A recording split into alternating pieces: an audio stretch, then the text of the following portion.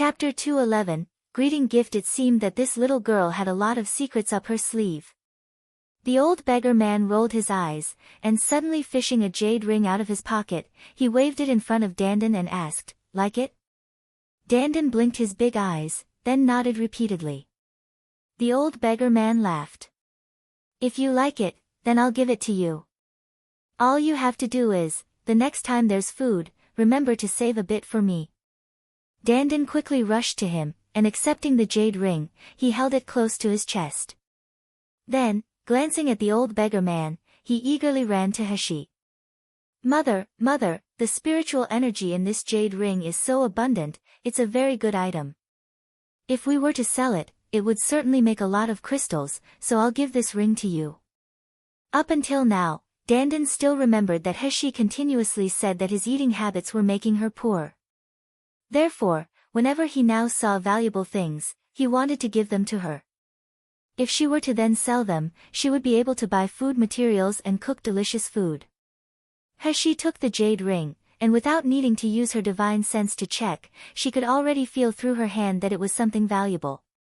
She couldn't help but extend her hand and stroke Dandan's head while praising him. "Dandan really is a good child."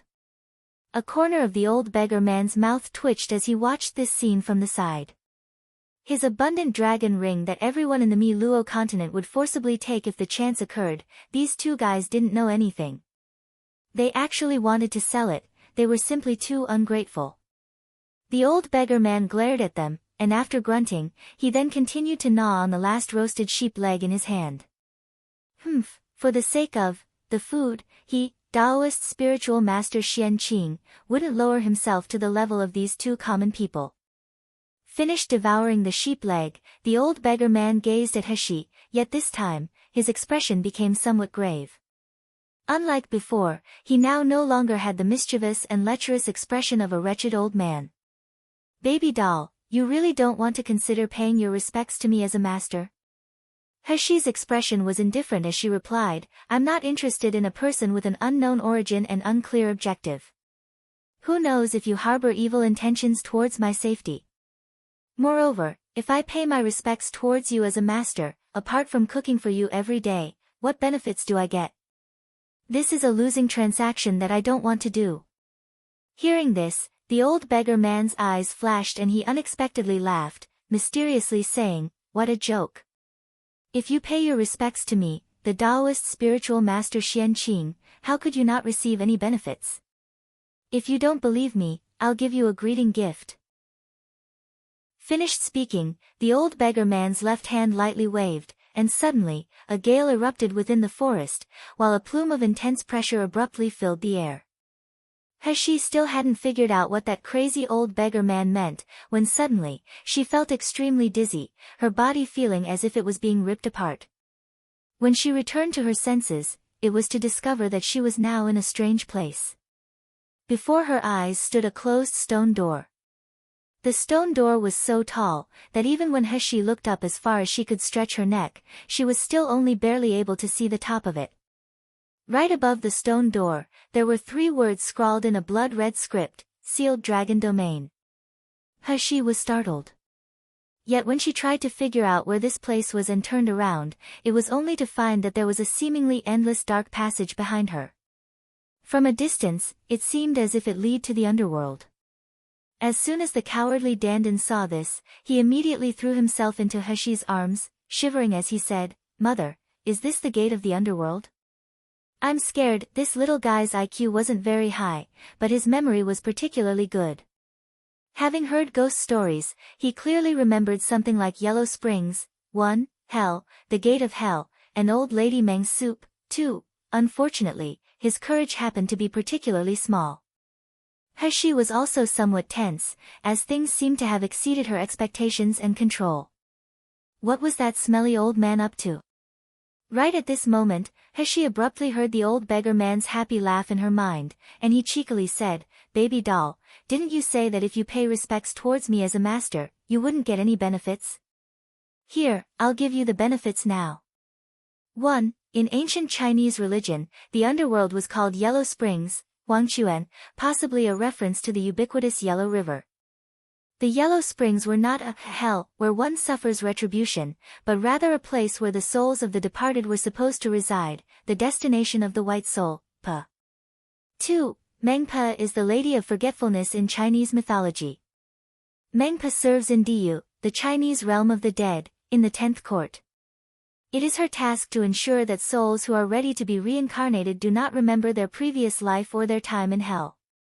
To this end, she collects herbs from various earthly ponds and streams to make her 5-flavored tea of forgetfulness, which is then given to each soul to drink before they leave Diyu. The brew induces instant and permanent amnesia, and all memories of their other lives is lost. Having been purged of all previous sins and knowledge, the dead spirit is sent to be reborn in a new earthly incarnation, and the cycle begins again. Occasionally people are able to avoid drinking the brew, resulting in past life memories surfacing in children.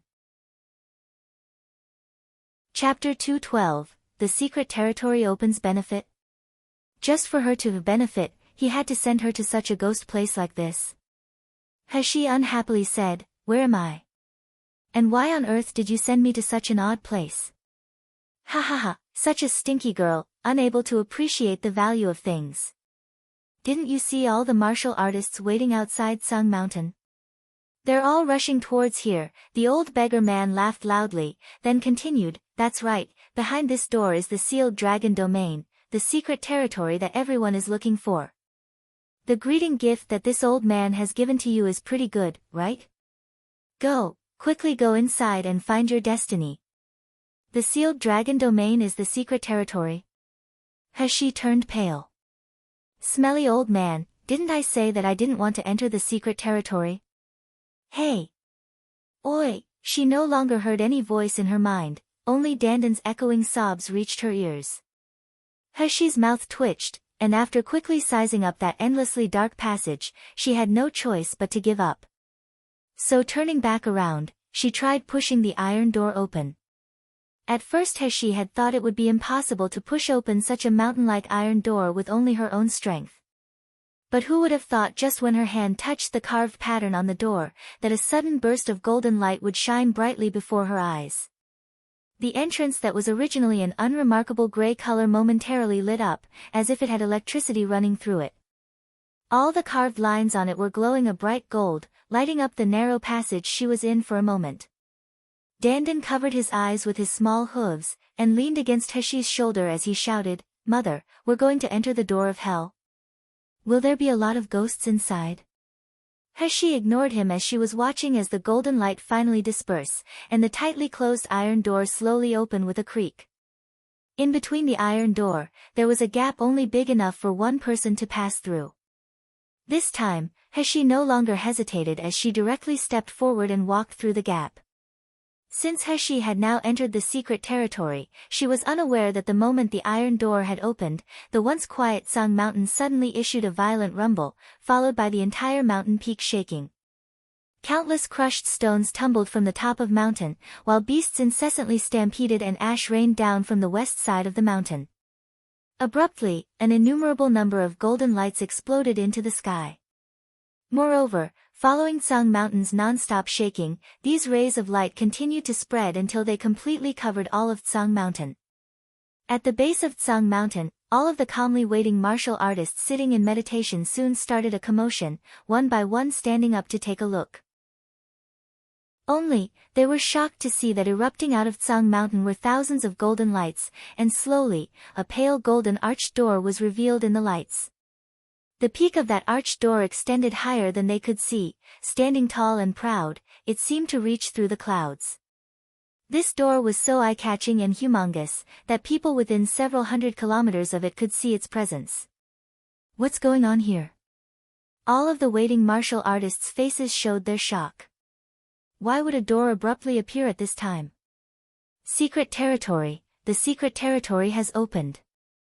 Someone exclaimed. Quickly go and inform the sect elders, the secret territory has opened. In just a moment, the base of Tsang Mountain erupted in complete chaos. In Yenjing Imperial Palace, the Supreme Emperor's throne incessantly shook along with the earth's tremors. On the throne, a middle-aged man quickly stood up, his eyes staring at the dazzling golden lights in astonishment. Someone come. What has happened? Answering Emperor, it's Tsang Mountain. Tsang Mountain started the earthquake and the door of emptiness has been raised. Tsang Mountain. The door of emptiness? Does this mean that the secret territory has opened? However, isn't it too early? The expression on Shangguan Wenji's face became one of uncertainty, and it was a while before he gravely said, immediately send people over to enter the secret territory and make sure to get all the treasures inside. Granted that if we can't obtain anything, we absolutely can't allow other people to obtain anything either, do you hear me? Yes, Emperor. Chapter 213, Greedy People Nalan Manor. At this moment, Nalan Jingza was respectfully sitting in a seat slightly lower than an elderly man, quietly saying, I've already received reliable information. This time, only Gold Core stage and Nascent Soul stage martial artists will be able to enter the sealed dragon domain. Great Elder, we of the Nalan family hope to seize the treasures from the secret territory, and it's only you who are able to help us. The person who Nalan Jingza called Great Elder was a long-bearded old man. He looked about 35 to 36 years old, but his hair and beard were completely white, while his wisdom and high cultivation base were visible in his gaze. This person was called Nalan Yenming. His cultivation base was currently the highest amongst the Nalan family, and he was also the Nalan family's prestigious Great Elder.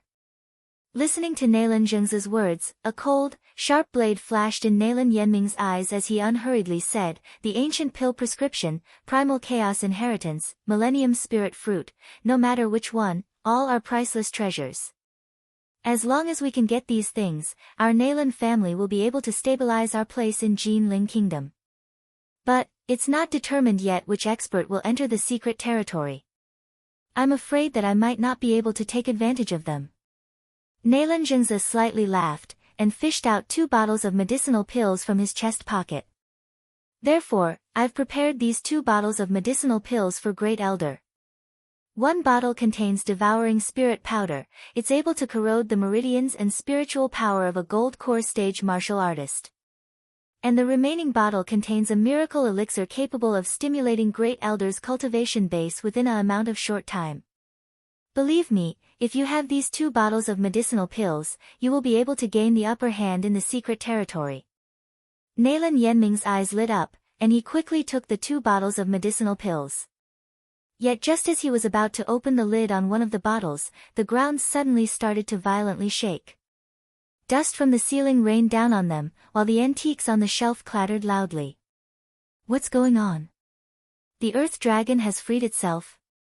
Nalan Jingza asked in bewilderment. Not good. Nalan Yenming's complexion changed, and his figure flashed as he dashed out of the room. At this moment, the earthquake was becoming more severe. The street and public square filled with panic-stricken and shocked people. They all looked in the direction of Tsang Mountain, where there were continuous bursts of harsh light. Inquiring voices could be heard here and there, while everyone wore an expression of dread. Suddenly, someone pointed in the direction of Tsang Mountain and shouted, Look, what is that? Everyone looked over to the direction that person was pointing in, only to see twinkling golden lights appear as the door of emptiness slowly rose. Standing tall and imposing between heaven and earth, it was like a giant looking down at tiny ants occupying Yanjing City. Secret territory, that's the door to enter the secret territory. Someone exclaimed, his voice filled with excitement. Tsang Mountain's secret territory has finally opened. As soon as these words were spoken, Yanjing City was immediately in an uproar. The long heard about sealed dragon domain and the legendary treasures found in Tsang Mountain, both had been a hot topic these past few days. Just thinking of the chance to gain all the treasure hidden in the secret territory caused every martial artist's eyes to shine brightly. This kind of treasure, as long as one was able to take possession of just the tiniest bit of it, that would be a meteoric achievement in one's career. Who didn't have such a dream?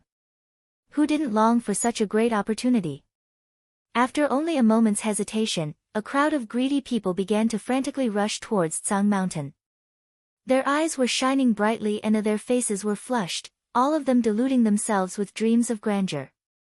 At the base of Tsang Mountain, on the west side, a woman dressed in white and covered with a veil gazed at the groups of people rushing about on their flying swords from a distance.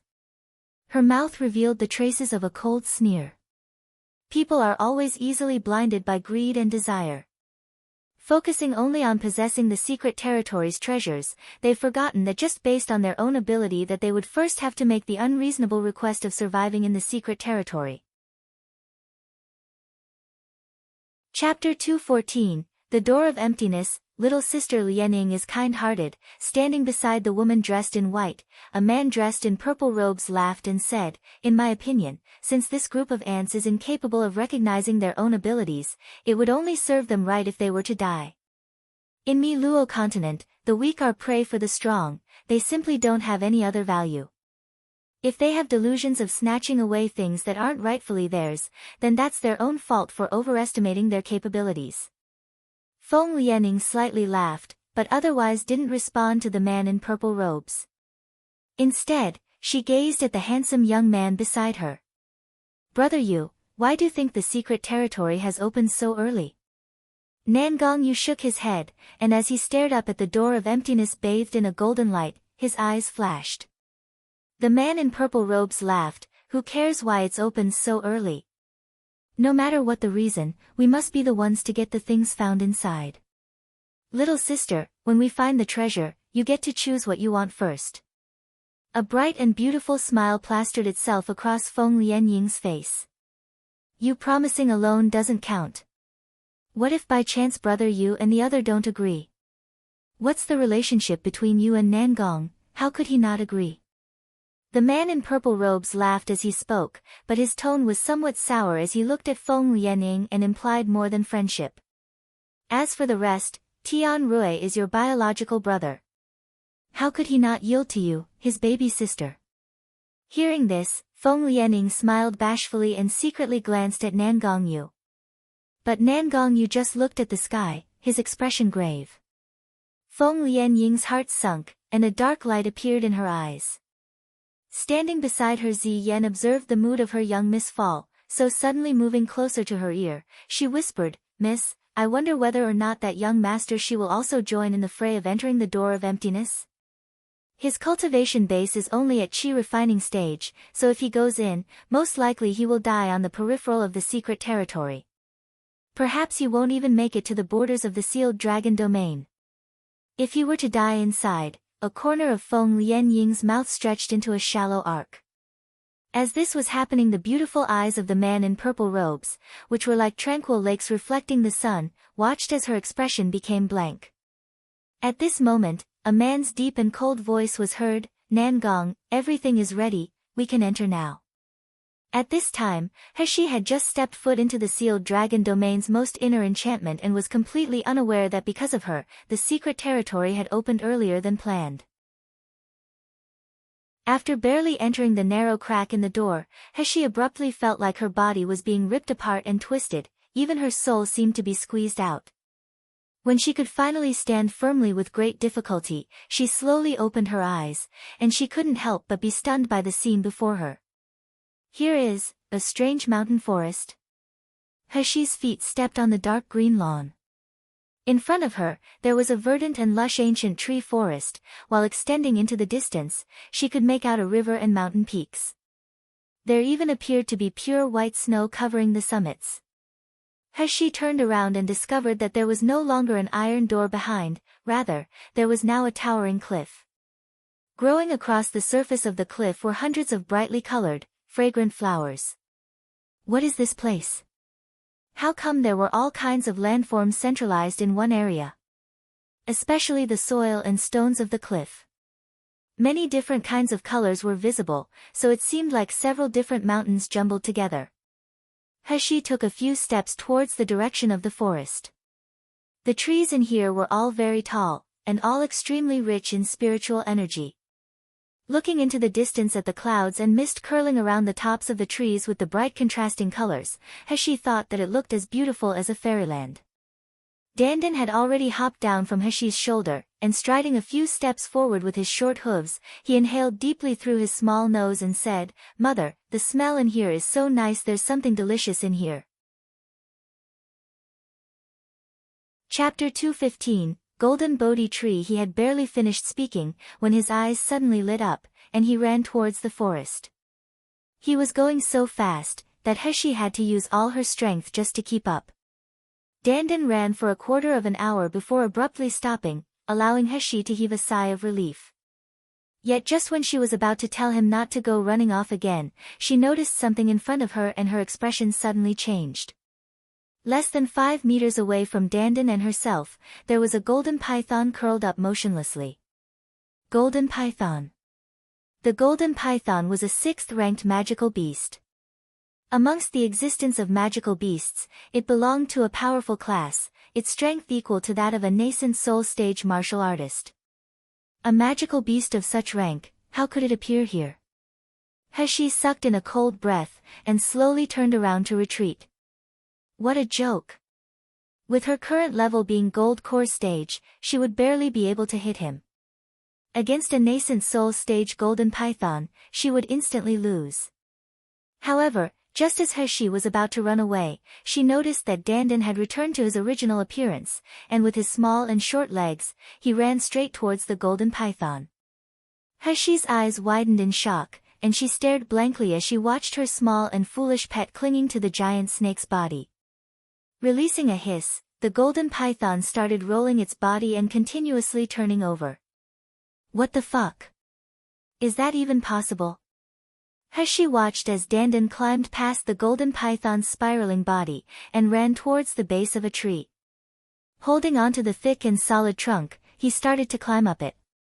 Heshi followed Dandan's movements with her gaze, and was once again shocked.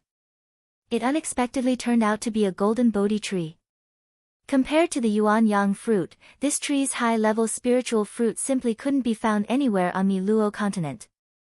Even the All Living Things record said that the Bodhi tree only bloomed once every 1,000 years, and that it took 10,000 years to bear any fruit. For a Bodhi tree to become a golden Bodhi tree, it had to have bloomed and borne fruit at least 10 times, causing its worth to be beyond measure. A single Bodhi fruit didn't only enhance a martial artist's cultivation speed, but was able to strengthen a martial artist's dantian and meridians, while it also helped to purify their spiritual power. As for the effects of a golden Bodhi fruit, it could be said that the advantages were in defiance of the natural order of things. Heshi's heart leapt. If she were to plant the golden Bodhi tree in her space, then wouldn't she be able to get rich? However, at this time, Dandan had rapidly been climbing up the golden Bodhi tree, plucking the golden Bodhi fruit, and then stuffing each and every one into his mouth. He also stuffed the last fruit into his mouth even though it had yet to ripen. A corner of Heshi's mouth twitched. This little good-for-nothing glutton, how could he eat this much again? Her golden Bodhi tree and dreams of getting rich were just completely destroyed by him. Heshi no longer hesitated. With power fluctuating from her body as she used her Qing Gong and not her spiritual power, she lightly landed at the base of the golden Bodhi tree. Then, using her hand, she gently knocked on the roots of the tree. In the blink of an eye, the golden Bodhi tree disappeared and Dandan fell from mid-air, his stomach distended from eating so much. As he landed on the ground with a thump, he looked up at Heshi with a foolish yet adorable expression. Heshi pointed at his small head, and just as she was about to scold him, her expression suddenly changed. Grabbing Dandan and throwing him into her space, she then leapt to the side, narrowly avoiding a fatal blow from the golden python. The golden python released a furious snarl, its big blood-red eyes staring menacingly at Heshi. And as the venom dripping down its fangs landed on the ground, a sizzling noise could be heard as the ground corroded. Why would Heshi dare to stay? Condensing the spiritual power within her body to her feet, she then rapidly ran away as fast as lightning. But no matter how fast her speed, the golden python was even faster. Obviously its body was gigantic, yet it could somehow still move freely amongst the forest. With a fishy stench, black venom unceasingly hurtled towards Heshi. And wherever the venom landed, not even a single blade of grass was spared. Chapter 216, Dragon's Cry. The spiritual power within Heshi's body was slowly depleting, and realizing that the golden python was about to catch her, she decided to do something unexpected. So using her left leg, she abruptly kicked off a large tree and twisted in the air, pouncing towards the golden python. The golden python apparently didn't think that such a petty and low human, who would steal its golden Bodhi tree, was actually worth its time and would have the strength to attack back. So for a moment, it stared blankly in shock. And it was exactly at this moment when the golden python was frozen, that Heshi all of a sudden jumped on top of its head, fiercely stabbing down on one of its blood-red eyes. However, the golden python reacted faster than Heshi had imagined it would. Just as her dagger was about to pierce its target, the golden python promptly closed its eyes. The dagger capable of cutting iron as if it was clay stabbed at the golden python's eyelid. Unfortunately, it failed to pierce its eye, and Heshi only managed to leave a shallow cut. The golden python let out a furious hiss, and fiercely shaking its head, it roughly flung Heshi's petite body away from itself. Next, it released a stream of rock-corroding venom. Throughout his long lifespan, he had never seen such a brazen tiny human. While he was in the middle of cultivating, this human had not only stolen all of his golden Bodhi fruit, she had even stolen the entire golden Bodhi tree. For this crime she deserved to die 10,000 deaths. She thought she could injure me, the king of pythons, with just her small dagger. What a joke. The golden python abruptly stopped shaking its head, while pain and shock were visible in its eyes. The small scratch that Heshi had made, in a speed visible to the naked eye, suddenly started to rot and turn gray. Next, the eyeball itself began to blacken and shrivel up until finally, all that remained was an empty eye socket. The golden python had been rolling around on the ground in non-stop pain, yet suddenly, a powerful wave of spiritual power unexpectedly burst out of its body. At the same time, the golden python's tail swept towards Heshi. Heshi was still dizzy from being previously thrown off, so unfortunately, she was too late to dodge the tail. When the golden python's tail filled with strong spiritual power knocked into her, her body immediately flew into the air, before heavily crashing against an ancient tree. She felt like her internal organs were in so much pain from being shaken about, that she couldn't breathe. And as blood trickled out from a corner of her mouth, it slowly dripped down onto a jade ring. That jade ring was the thing that Dandan had received from the old beggar man, and when Heshi's blood landed on it, a glaringly bright light abruptly burst from her body. Then, it was like the golden python's swaying head suddenly hit a transparent screen. A loud bang echoed in the area, and the golden python's body severely flew backwards. The next moment, an earth-shattering dragon's cry resounded over the entire secret territory. It was as if an ancient legend had once again begun. Heshi felt cool liquid flowing down her throat. This liquid was sweet and aromatic. Once it entered her body, it instantly changed into strong spiritual power and flowed throughout her body. This in turn made the areas of her body that were burning hot due to pain immediately cool down and become comfortable. Mother, are you alright? Don't scare Dandan. Heshi drowsily opened her eyes, and the first thing she saw was Dandan's small tear-streaked face. In his left hand he held a slice of golden Bodhi fruit, and in his right, he held a cup of spiritual spring water. It was apparent that he had been feeding her both as he tried to see which one could save his mother. Heshi slowly stood up and discovered that she was actually in her space. The golden Bodhi tree had now been planted in the ancient Rhyme spiritual field, while the few remaining golden Bodhi fruit had become plump from the nourishment of such rich spiritual energy. After checking her own body, she found that the injuries she sustained due to the golden python's attack had now completely recovered. Unfortunately, she didn't know whether it was thanks to the effects of the golden Bodhi fruit, or the effects of the spiritual spring water. The experiences this time in the secret territory had made Heshi become somewhat nervous.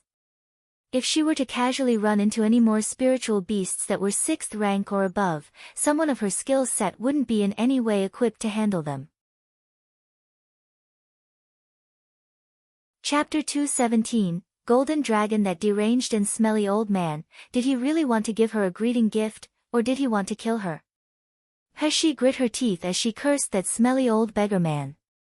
And after ordering Dandan to remain in her space, her consciousness then returned to her corporeal body. But once Heshi returned from her space, she was shocked at the scene that greeted her. Before her eyes wasn't the forest from her memories, rather, there was now an absolutely empty room. In this room, there were several arched doors with surfaces that resembled mirrors.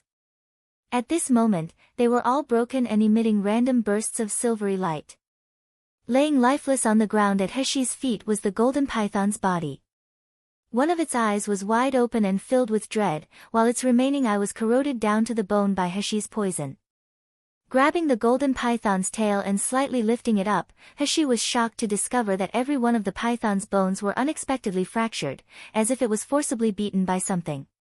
She then recalled that before she fainted, she had heard the sound of a dragon's cry and a glaring white light.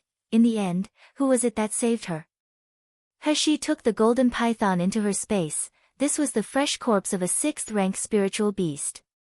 Its skin and venomous fangs could be made into a powerful weapon, while its meat was a rare ingredient used in refining specialist supplements. This was the perfect opportunity to make use of the python in 3 ways. After sorting out the golden python, Heshi began to examine the strange room she now found herself in. The room had no ceiling, so a few gray clouds were visible in the sky. At this moment, the clouds were constantly condensing and spreading, causing a shadow to form. Heshi was baffled at the sight of the forming shadow, when suddenly, a burst of glaring golden light exploded out from the center of it. Following that, something fell on her head with a thump, and the skin on her face felt icy smooth to the touch. What was that? Heshi was often described as having lightning-fast reflexes, so she managed to quickly grab the thing on her head and held it up in front of her eyes. When she was able to clearly see the thing in her hand, a surprised expression spread across her face. Is this a snake? This tiny golden thing that was no bigger than the thickness of her thumb, was a snake? No, wait, since when did horns grow on the top of a snake? What actually is this thing? Just then, the tiny snake in her hand slowly opened its eyes and revealed a pair of golden-purple irises. In the beginning, the tiny snake appeared weak and powerless, but after it clearly saw Heshi it slowly said, "Brat, are you the person who helped me to undo my seal?" Brat? This little guy that was only the size of her palm actually dared to call her a brat with such a sweet voice? Heshi was dumbfounded and didn't know whether to laugh or cry. What sort of thing are you? The tiny golden snake's eyes suddenly opened wide in a glare, and it angrily said, "Audacious brat. I'm the guardian beast of this secret territory, the divine golden dragon. You're only a small foundation establishment stage martial artist, and yet you dare to call me a thing? Golden dragon. Oh, so it turns out that this guy was a small dragon. No wonder horns were growing on its head. But compared with a majestic dragon that her imagination conjured up, this little thing had a puny and smelly appearance." The little golden dragon shook its small head, and asked again, "I'll ask once more, was it you who helped me to undo my seal?" "What seal?" The little golden dragon's body shimmied, and suddenly, a jade ring appeared in Heshi's hand. With a glance, Heshi recognized that this was the jade ring that the old beggar man had given her, but now, the once dark green jade ring had abruptly turned a half-gold half-red color. The little golden dragon sniffed the jade ring, then sniffed Heshi's body, before it snorted and said, "As expected, it's you, this useless little brat, who helped to undo the seal on this king. As such, this king unfortunately has no other choice but to reluctantly accept you." Reluctantly accept me? Reluctantly accept me for what? Chapter 218, Conclusion of a Contract. The little golden dragon raised up half of his body and scowled at Heshi. "From now on, I have decided to let you become my master. In the future you are mine, the divine golden dragon's master. How is it, are you happy now? Why don't you quickly kneel and thank this king for his kindness?" A corner of Heshi's mouth twitched, and she became speechless as she looked at the tiny snake in her palm that could easily be killed with just a slap. Shaking her hand, the little golden dragon fell from her palm and landed on the ground with a plop. He cut a sorry figure as he stared up at Heshi from the ground. Towering over the little snake, Heshi looked down at him and sneered, "I see that you've become foolish since you were sealed away for such a long time. You want me to thank you for your kindness? Believe me, I can step on you and squish you to death instead. Audacious mortal. Do you know what this king's identity is? I'm a divine golden dragon, the highest class of dragon from the dragon race. The little golden dragon was furious and stomped on the ground in frustration, but when he noticed that Heshi was refusing to acknowledge him and was instead turning around to leave, he panicked. He'd only been unsealed mere moments ago, so his strength was still weak. He wasn't even yet able to defend himself against a low-level spiritual beast. If he wanted to survive until maturity, then there was only one way, and that was to establish a contract with a human. He had been waiting in this secret territory for 1,000 years, waiting for a martial artist capable of establishing a contract with him to come. If he were to let her escape, then there was every chance that he would have to wait another 1,000 years before the next suitable martial artist would come along. All of a sudden, the little golden dragon's eyes flickered with desperation, and launching his body into the air with a swoosh, he wrapped himself around Heshi's wrist.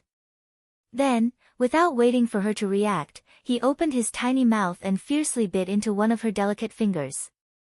Heshi's reaction speed was also extremely fast, and just moments after she had been bitten, she had already ripped the little golden dragon off and thrown him away from her. But it was too late. Golden light suddenly radiated from her body, and a pattern of fine gold lines appeared engraved around the bite mark on her finger. After flashing brightly for a moment, the pattern then disappeared without a trace, as if it had never even been there. Yet, if one were to use their divine sense to examine her body closely, it was possible to see a golden pattern within her dantian. The little golden dragon rolled about on the ground and burst into a fit of laughter. We've already concluded a master and spirit pet equality contract. Now, you won't ever be able to abandon this king.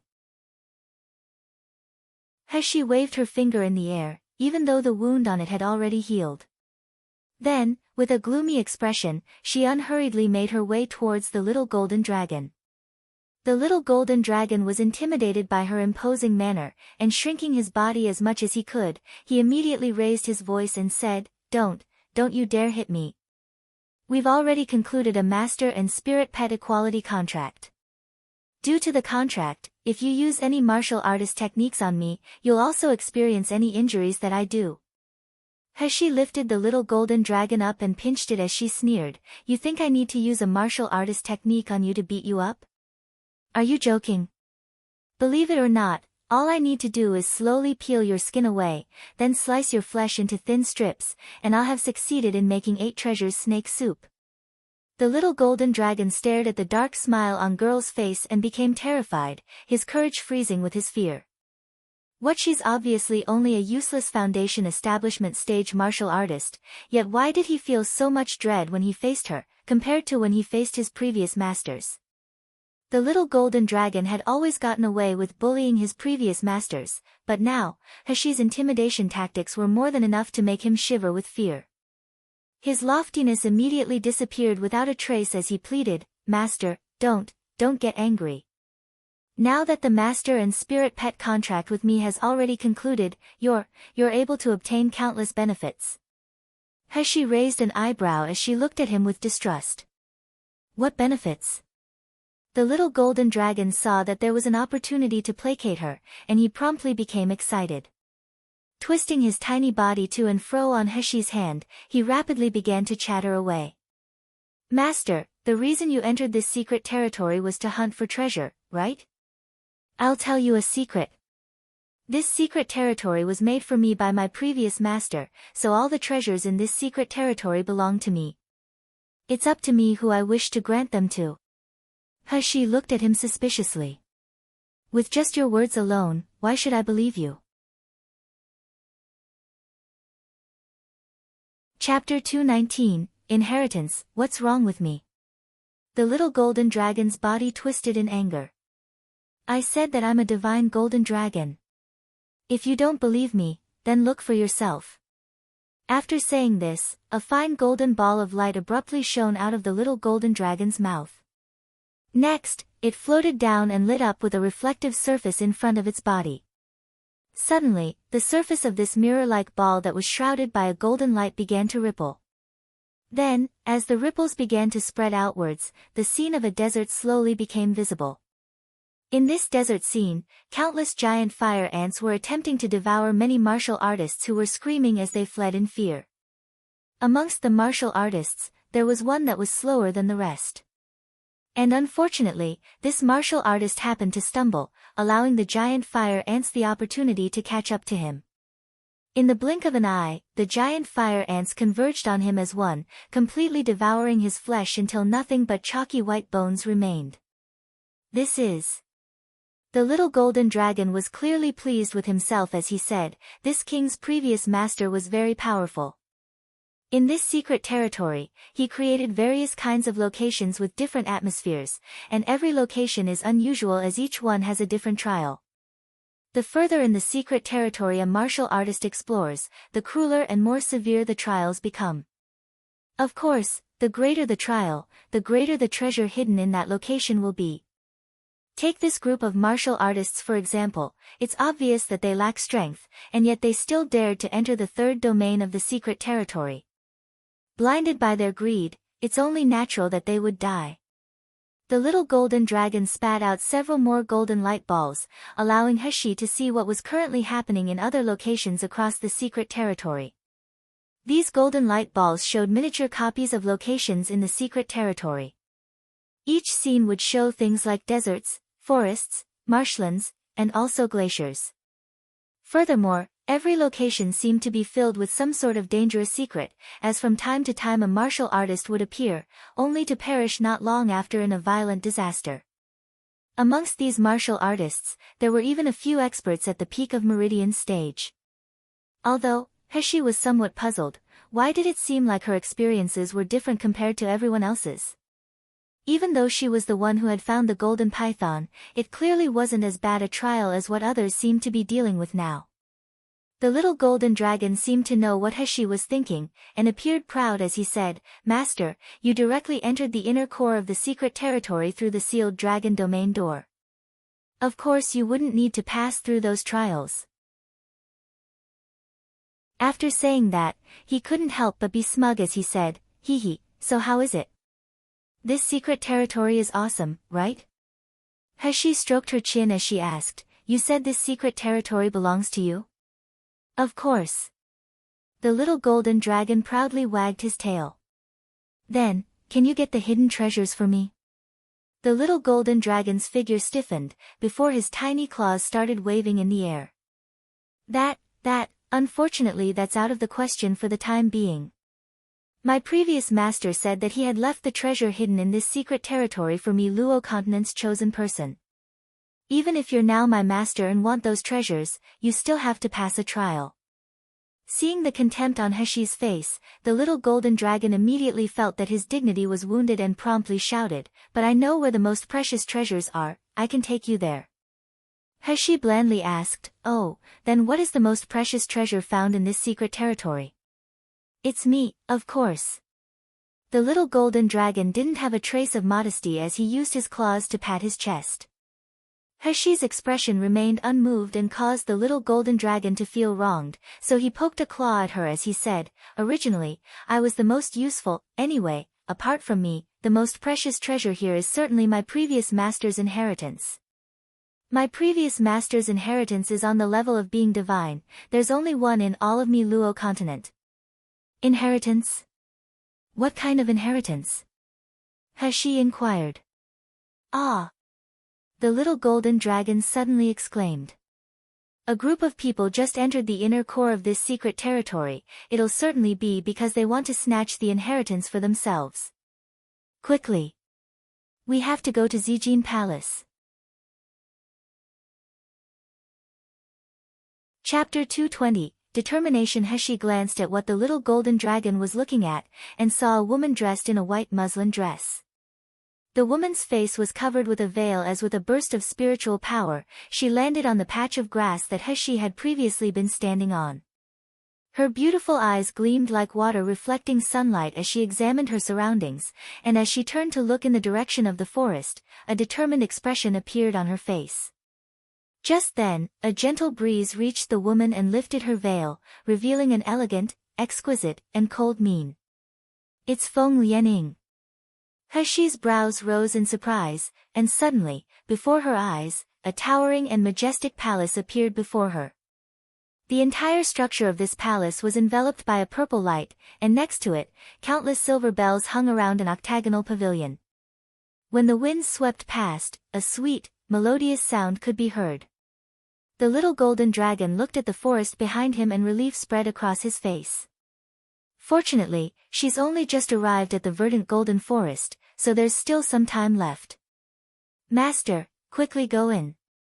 You must pass the test to receive the inheritance before she comes. Heshi's deep eyes glanced back at the forest, before she then walked into Zijin Palace. While standing in the forest, Feng Lianing held a jade tablet in her hand, the corners of her mouth showing the hints of a cold smile. This jade tablet was a treasure that her master had given to her before she departed. With this jade tablet, she had been able to pass through the door of emptiness and bypass layer upon layer of restrictions, until finally, she had been delivered to the inner core of the secret territory. While other people were still fighting for their lives in the outer layers of the secret territory, she was now close to the treasure hidden in the secret territory's inner core. In addition to the inheritance hidden in Zijin Palace, she was also determined to get a treasure her master had told her about, a priceless golden Bodhi tree. As long as she was able to get her hands on a few golden Bodhi fruit, she would be able to immediately advance her cultivation base. That's right, when she was finally able to give one golden Bodhi fruit to Brother Yu, he would certainly be very grateful towards her. Thinking of Nangong Yu, a shy yet happy smile appeared on Feng Lianying's face. Unfortunately, even though she had followed the directions on the tablet to the location of the golden Bodhi tree, when she arrived, she was shocked to discover that it had disappeared. Even the golden python that her master had warned her was guarding the golden Bodhi tree, both of them had completely disappeared. How could the golden python and the golden Bodhi tree both have disappeared without a trace? How could this be? Abruptly Feng Lianing noticed something, and crouching down, she lightly stroked a few marks on the ground. This is human blood. So someone came, defeated the golden python, and took away the golden Bodhi tree. However, how was this possible? The golden Bodhi tree needs to be planted in divine soil to survive. If it's planted into ordinary soil, it will immediately wither and die. In the end, which wretch stole the golden Bodhi fruit? Even going so far as to destroy the entire golden Bodhi tree, since divine soil is impossible to find in Miluo continent.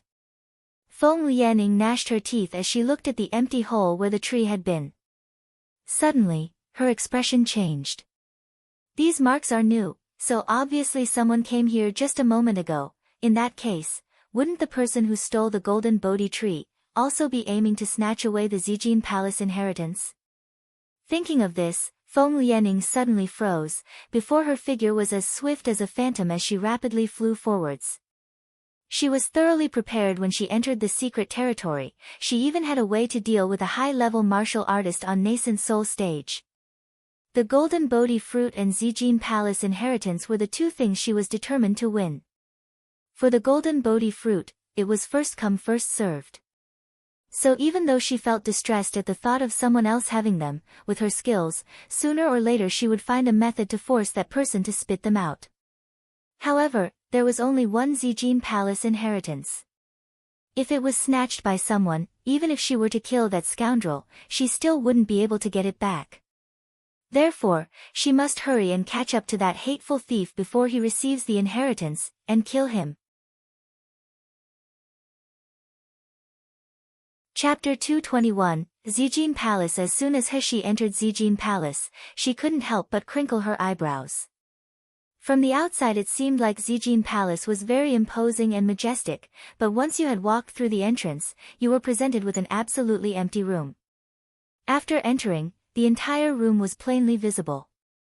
It was approximately only 100 square meters in size, and there didn't appear to be any stairs or doors leading into other rooms. It seemed that Zijin Palace's interior didn't match the exterior. The most eye-catching thing in the room was an earth-based 8 trigram engraved in the center of the room on the floor. Arranged in the center of it was a huge purple gold furnace.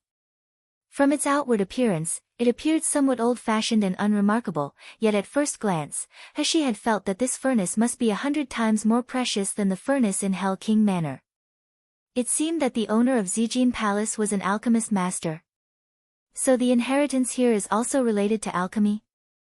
Thinking of this, Hashi's interest rose a bit. Although she had the overflowing cauldron pill scripture in her hands, many of the spiritual plants required for refining couldn't be found in Miluo continent. In fact, most were unheard of. Moreover, apart from the overflowing cauldron pill scripture, she didn't actually have any refining tools. If the inheritance of Zijin Palace included treasures like this furnace, then that's great. The little golden dragon on Hashi's arm shook his head, and with a proud and arrogant expression on his face, he said, "Little girl, do you see it? This is what countless martial artists yearn for. They all dream of obtaining the divine-level inheritance of Zijin Palace. If you want to know how to begin the acceptance test, you have to properly serve this king." The little golden dragon was still speaking when it suddenly grunted in shock, and looked at Hashi with an unreadable expression. A small, light golden ball of spiritual fire was flickering on Hashi's fingertips, before she then gently tossed it into the furnace. As soon as the light golden ball of spiritual fire entered the furnace, it began to spread along the furnace wall, forming an irregular circle. While this was happening, the color of the flame kept changing. The little golden dragon pointed at the ignited furnace, stuttering, How did you know you must release spiritual fire in there?" "No. That's wrong. Girl, aren't you only on foundation establishment stage? Since when has a martial artist on foundation establishment stage been able to release spiritual fire, and moreover, a very high-level spiritual fire? This is simply, really." At first he had only wanted to show off in front of this girl, to have her properly serve him, to make her beseech him for half a day, and then he would share a wisp of his dragon fire with her. Who knew she would unexpectedly open up the test of inheritance using spiritual fire that only a martial artist higher than foundation establishment stage should possess? In the end, what's the identity of this girl? Hashi ignored the little golden dragon's shock and approached the side of the furnace, checking on the state of the spiritual fire. But just as she was about to approach the furnace, abruptly, an intense purple light bloomed in front of her eyes. Soon after, a wisp of light gray smoke curled upwards from the center of the furnace towards her face. Hashi was shocked, and instinctively wanted to avoid it. Just then, she heard the anxious shouts of the little golden dragon, "Hey, don't move. Stupid girl, that is the divine sense's mark and represents the start of the test. Why on earth are you avoiding it?" Hashi stopped moving, and that wisp of light gray smoke quickly bore into the space between her eyebrows. The next moment, a powerful surge of spiritual power encircled her entire body, causing her consciousness to become blurry. And so, the light gray smoke steadily continued to drift out of the furnace and surround Hashi. Gradually, it covered her whole body, making it seem like she was merging with the smoke. Chapter 222, Maha Inheritance. The little golden dragon's voice lost its proud and lovably annoying tone as it turned solemn, heavily resonating in Hashi's ears as it said, "Now that your mind has been imprinted with the previous owner's divine knowledge, the door to the trial has officially opened. Remember, when you accept the trial you have to concentrate, you cannot get distracted and don't stop. If the test is interrupted, it will lead to your cultivation base being broken off, and you will lose your life. Do you understand?" Hashi nodded slightly, and soon after slowly dispelled the distracting thoughts in her mind. Closing her eyes, she entered a meditation practice mode.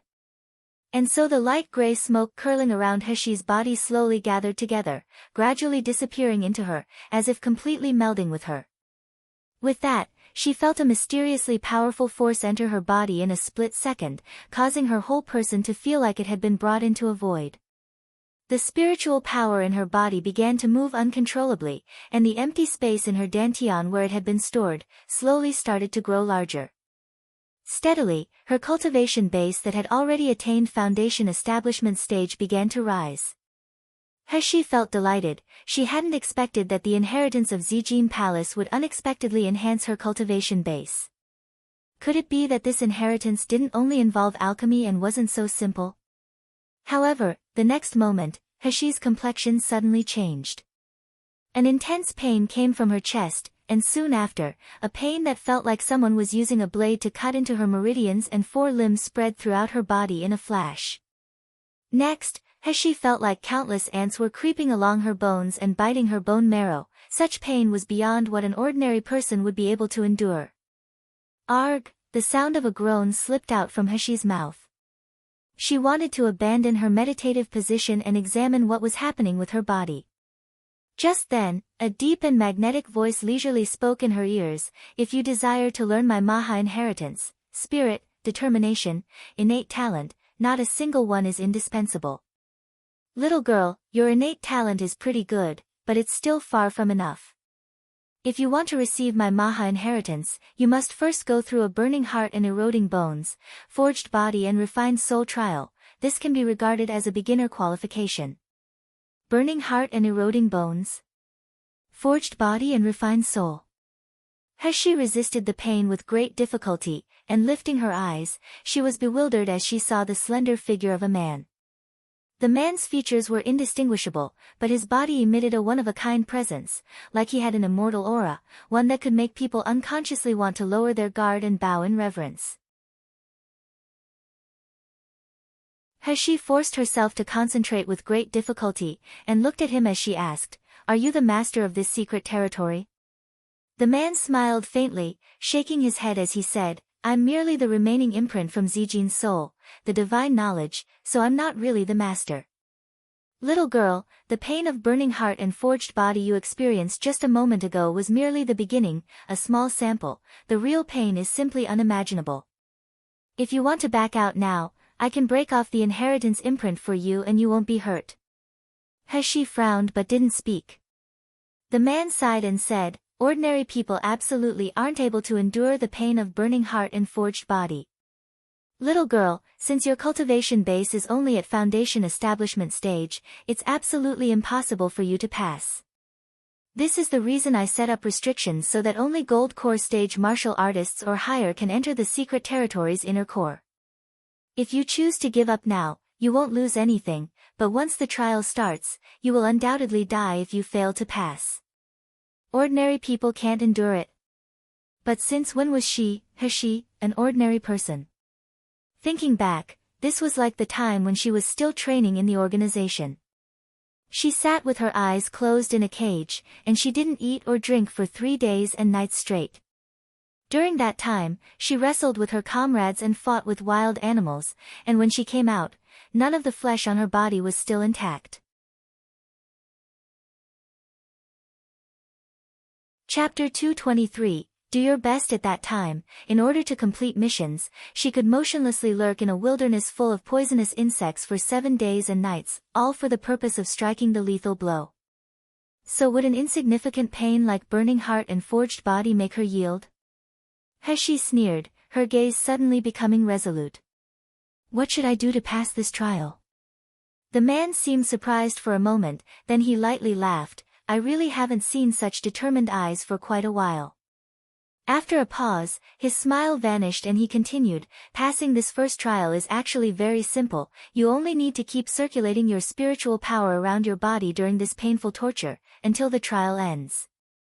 Remember, your spiritual power must keep moving, it can't stop even for a moment. If it stops, your bones and meridians will immediately be jolted apart and you'll die. Little girl, don't think that this kind of trial is very easy. With such a tremendous amount pain, your mind will be unable to concentrate, while your divine sense will also become weaker. If you want to control your spiritual power, you must use willpower and determination 100 times more focused than usual." "I understand." Heshi's face was tranquil as she nodded, not a trace of nervousness or fear in her eyes. A touch of admiration flashed in the man's eyes, and he lightly laughed as he said, "Since that's the case, then let's begin." The man's voice had just faded, when a portion of ice-cold spiritual power wrapped around Heshi's body. In a flash, intense pain assaulted her 4 limbs, bones, and internal organs once again. However, this time, she clenched her jaws tightly, sat cross-legged, and closed her eyes as she steadily began to circulate her spiritual power. A corner of the man's mouth hooked up, and as the dense mist that covered his face dispersed, it revealed refined and handsome features. His pensive gaze landed on Heshi as she meditated cross-legged on the floor, and it was quite a long time before he chuckled, "Little girl, if you really are able to endure this trial, then there will be great benefits to your cultivation in the future.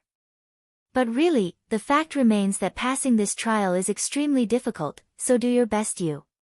For a martial artist only on foundation establishment stage, enduring a trial of such severe torture of her willpower and determination will help wield her soul into something extremely stable. Afterwards, when she advances and encounters the demon inside her heart and bottlenecks, she will be able to break through with far less effort than other martial artists. A foundation establishment stage martial artist wants to obtain the Maha inheritance. Interesting. The man's voice slowly faded out, and his figure gradually disappeared in the void.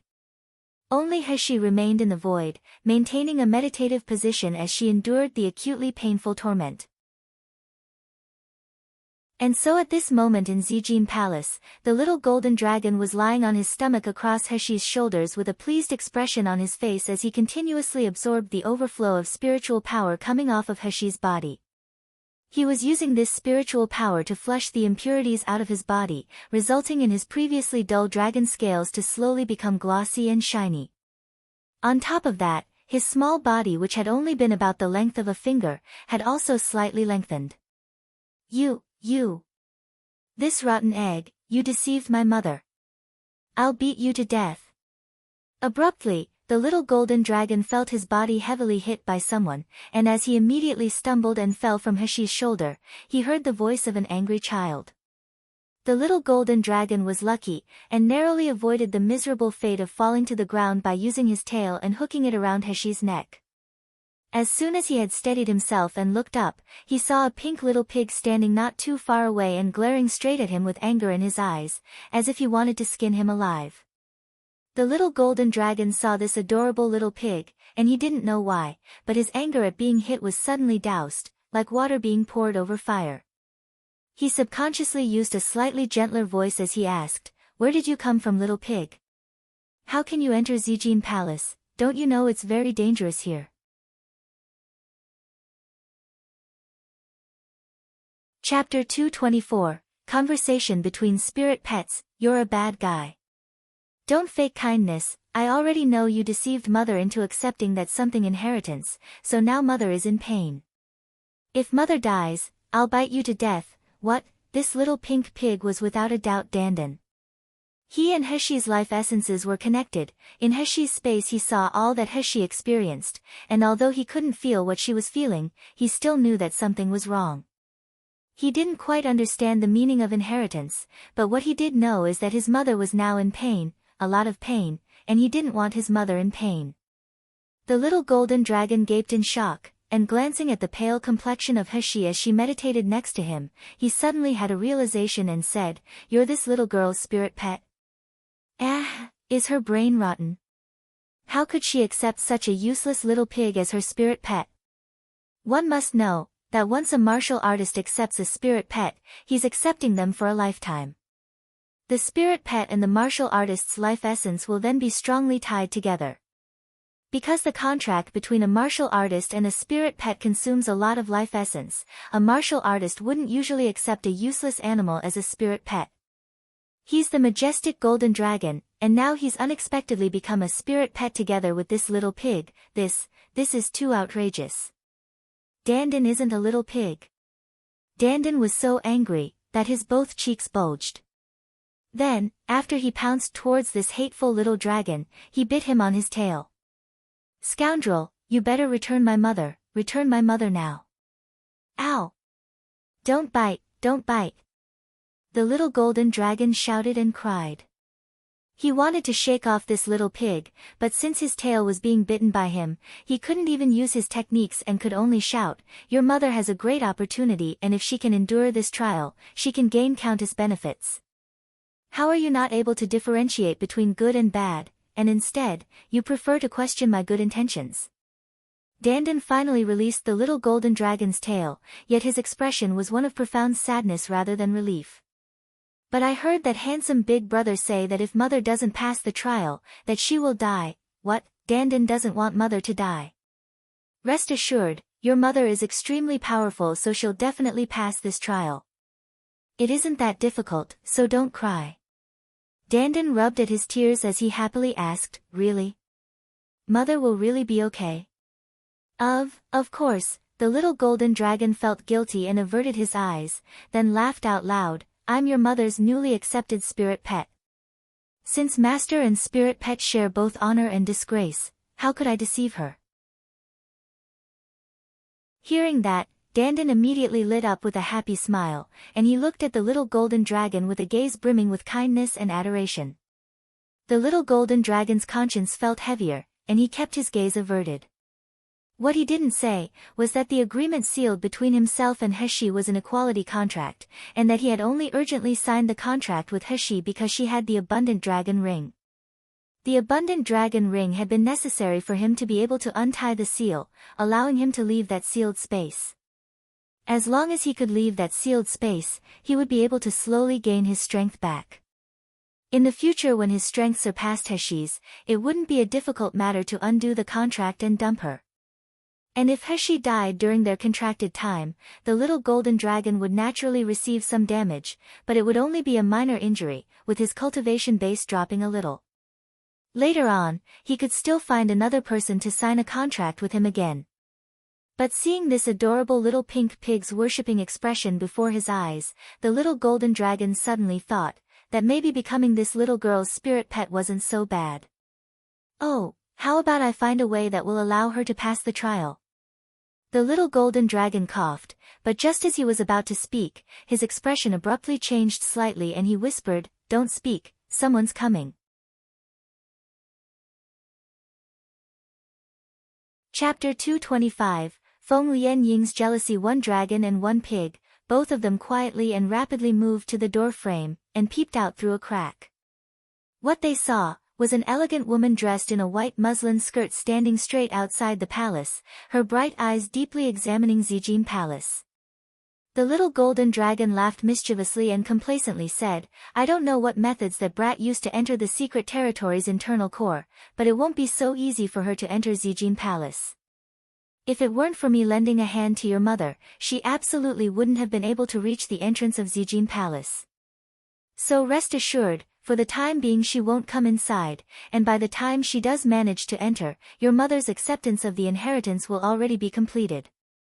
Receiving even more of Dandan's worshipping gaze, the little golden dragon triumphantly nodded his small head. However, the next moment, the proud look on his face turned into one of shock. Watching outside the palace, he noticed that the woman dressed in white took out the piece of a jade tablet, and as her red lips lightly moved, the jade tablet flew high in the air and suddenly released a blue light. In the next moment, the door of Zijin Palace unexpectedly opened itself without even a gust of wind, and the woman standing outside the palace laughed quietly as she slowly walked towards the door. The little golden dragon's complexion changed greatly, and with a strong burst of wind under his feet, two small bodies rose into the sky and quickly fled forwards, sliding to hide under a corner of the lower hem of Heshi's skirt. Feng Lianing retrieved the jade tablet, and as she faced the wide-open door of Zijin Palace, a smile full of relief appeared on her face. Since Zijin Palace hadn't disappeared, and the restriction on the door was still there, then that meant that the inheritance hadn't been taken away yet. That's great, luckily she came fast enough. And fortunately she had this spell-breaking jade tablet in her hands that was given to her by master so she could easily enter Zijin Palace. Feng Lianing leisurely marched into the palace, and since the inside of the palace wasn't all that large, she could see what was currently happening with just a glance. Sitting cross-legged and concentrating beside Zijin Furnace, was Heshi. Feng Lianying's eyes suddenly widened, and a mysterious light of disbelief flashed in her eyes. It's that stinky boy. Precisely the one who was extremely intimate with Brother Yu, that bullshit personal doctor. However, isn't his cultivation base just at Qi refining stage? How could he enter the internal core of the secret territory? And how could he even attempt to receive Zijin Palace's inheritance trial? Did he also use a secret method to bypass the restrictions of the secret territory? Who was it that helped him to come here and compete in gaining the inheritance with me? Don't tell me, was it brother Yu? With this thought, Feng Lianying's elegant features twisted, her gaze brimming with hate and bitter resentment as she looked at Heshi. There were no lights or windows in Zijin Palace, but there was a kind of radiance in the palace that lit everything up, and at this moment, that radiance was shining upon Heshi's face. This light clearly revealed a flawless complexion before Feng Lianying's eyes. Lips the color of vermilion, eyebrows such a deep black that they seemed like they were painted, and skin as perfect as white jade, exquisite and translucent. His long eyelashes fluttered like tiny fans and cast faint silhouettes upon his cheeks. Even though this was the face of a man, it was actually more outstanding than her own to some degree. What if this was a woman, what kind of evildoer would she be? And what kind of peerless talent and devastatingly beautiful woman would she be? Feng Lianing firmly gritted her teeth, and suddenly, a corner of her mouth stretched into a sly smile. Heaven has a path yet you don't walk down it, while hell has no door yet you insist on charging in. Today, you will die in here, and there's no one to blame but yourself for overestimating your capabilities and delivering yourself to my door. You're just an insignificant and useless person on Qi refining stage, and yet you unexpectedly attempted to snatch away Zijin Palace's inheritance from me. Death is the only repayment you deserve. With that, Feng Lianing raised her sword, and unhurriedly moved towards Heshi. The edge of her sword approaching Heshi's flawless face little by little. This is the face that made her, Feng Lianing, feel both loathing and jealousy. If she destroyed it, she wondered if brother Yu would treat him differently.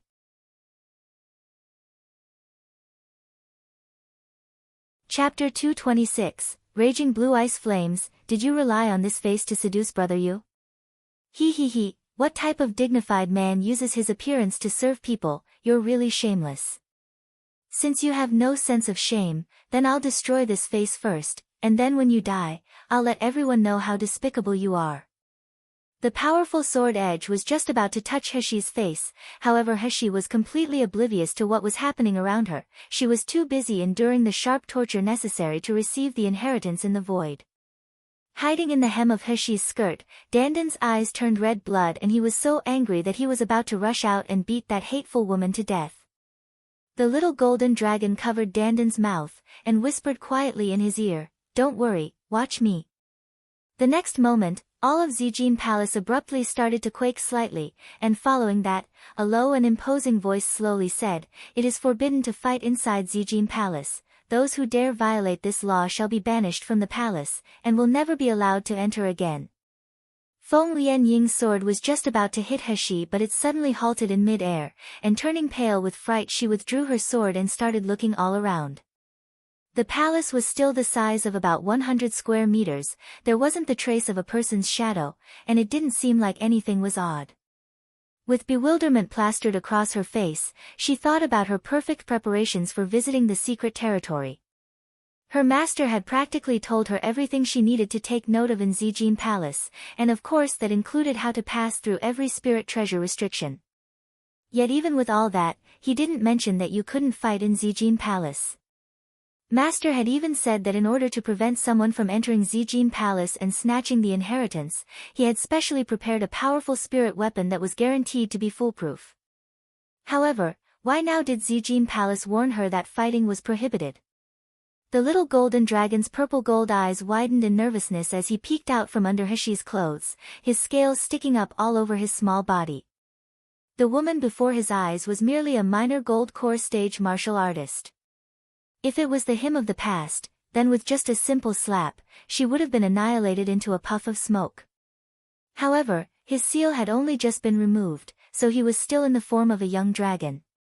He was currently unable to defeat Heshi, let alone a gold core stage martial artist. Therefore, he could only mimic his original master's tone to scare her into retreating, and hope that she didn't dare act rashly. If that still didn't make this woman stop, then he couldn't do anything about it anymore, he could only abandon the little pink pig and flee. Luckily, Feng Lianying's eyes flashed, and eventually, she unwillingly glanced at Heshi with ruthlessness flashing in her eyes. Your life may be great, but your luck, it won't be so good every time. Now for her, the most important thing is the inheritance of Zijin Palace. It was for this reason that they, the Luli sect, had paid a great price. Only then had they been able to be well prepared, they absolutely wouldn't allow any mistakes. As for this stinky boy, with his cultivation base at just chi refining stage, he wouldn't be able to cause any trouble, and anyway, there will be more opportunities to kill him in the future. Thinking until here, Feng Lianing withdrew her long sword, and fished out a jade box from within her sleeve. When she opened the jade box, the wisp of an ice blue-colored flame sprang out from the jade box, before it then fluttered in the air and fell into the furnace. This ice blue flame was a 5th-level raging blue ice flame that her master had found after searching everywhere for it.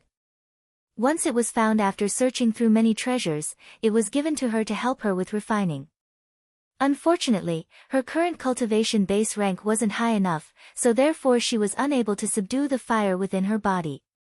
As soon as the ice blue-colored flame entered Zijin furnace, it slowly burned within the furnace wall.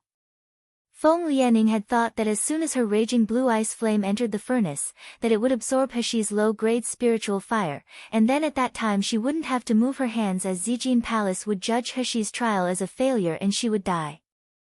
However, contrary to Feng Lianying's expectations, once her raging blue ice flame encountered the light golden-colored flame that had already been in the furnace, it unexpectedly dulled in an instant.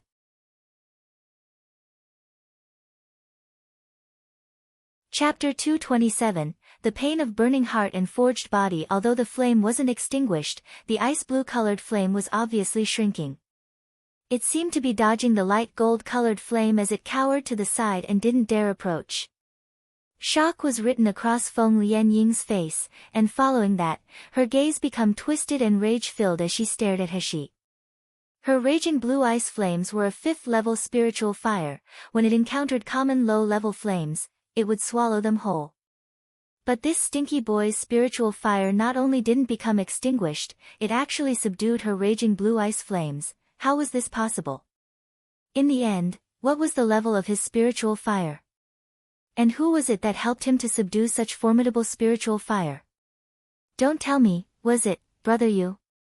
That's right, it was definitely Brother Yu. Without Brother Yu's help, how could he, a boy of chi refining stage, have such opportunities and abilities? Thinking of this, an intense murderous desire surged forth in Feng Lianying's heart, and she had an almost irrepressible urge to kill him on the spot. However, at this moment, the raging blue ice flame in the furnace was accepted, and a wisp of gray smoke wafted out, launching into the space between Feng Lianying's eyebrows. Feng Lianing inhaled a few deep breaths, and with great difficulty she was able to suppress the killing intent in her heart. Then, sitting cross-legged on the mat before her, she began to receive the test. Moments after entering the inheritance void, Feng Lianing noticed Heshi sitting cross-legged a certain distance away. Currently, Heshi's forehead was covered with beads of sweat, and her lips trembled slightly. As it was clear that she was withstanding a tremendous amount of pain, her once moist red lips had cracked and lost all color. Like before in this void, the shadowy imprint of Zijin's soul appeared, and informed her about receiving the test. Feng Lianying's face was filled with confidence as she nodded, and soon, the image of Zijin's soul imprint disappeared. At the same time, a portion of ice-cold spiritual power wrapped up her entire body. In the next moment, Feng Lianying's complexion changed greatly as she let out a blood-curdling screech. So painful. It felt like all the bones and meridians in her body were being ripped apart. This kind of pain absolutely wasn't something that normal people could endure.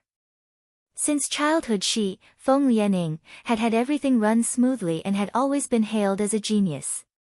Sought after by everyone, many people had attempted to gain her favor. With all this, how could she now bear this kind of pain? Could it be that that boy called Shiyu, who was sitting opposite her, had also been enduring this kind of torment? How could this be possible? This type of pain, how could this be called a test? Wasn't this simply asking for a human life? She, a gold core stage martial artist, was unable to endure it, let alone an insignificant chi refining stage martial artist, so how could that brat possibly survive? This loathsome youngster will certainly die in this inheritance void. A corner of Feng Lianying's mouth lifted into a wicked smile, and from her pocket she fished out a medicinal pill and stuffed it into her mouth. Soon, the pain all over her body faded away without a trace, and Feng Lianying's face was full of pride as she lightly laughed. Fortunately, Master prepared this earlier. All I need to do is swallow this spirit powder pill, and I won't need to endure the pain of burning heart and forged body, allowing me to pass this test effortlessly. As for this boy called Shiyu, since he's just a chi refining stage martial artist, how could he ever hope to survive? Seeing how much he's suffering now, perhaps he won't be able to endure it much longer. At that time, wouldn't the inheritance be hers? Feng Lianing sneered, then, closing her eyes and meditating, she effortlessly prepared to wait for the test to end. At the same time, He was currently experiencing a hell-like boundless pain. Her every meridian, every joint, and even every drop of her blood, seemed to be burning and freezing all at once. On top of that, it felt like countless ants were biting her body, causing her so much agony that she wanted to scream and shout, as well as scratch her own flesh off little by little to ease the pain. However, despite her body being in such terrible pain, from the beginning, in her mind, there had constantly been a part of her that was clear-headed. This part was reminding her, was insisting for her, to become stronger.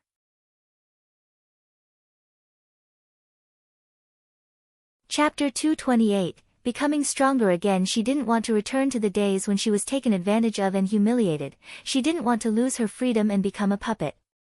She desired a part of the world she could call her own, so no one would dare look down on her and humiliate her. She wanted to possess a supreme power that would help her to protect the people who were important to her, and the strength to punish those who would injure her and those she cared about. For such a purpose, she was willing to endure all kinds of suffering torments. As long as she could become stronger by tolerating any kind of suffering in exchange, she wouldn't give in. A violent surge of spiritual power washed over her body and kept flowing all the way through, ultimately gathering in her dantian. Then, her originally vast dantian, at this moment gradually became larger as a tiny whirlpool formed. Heshi's whole body began to slowly emit a multicolored light.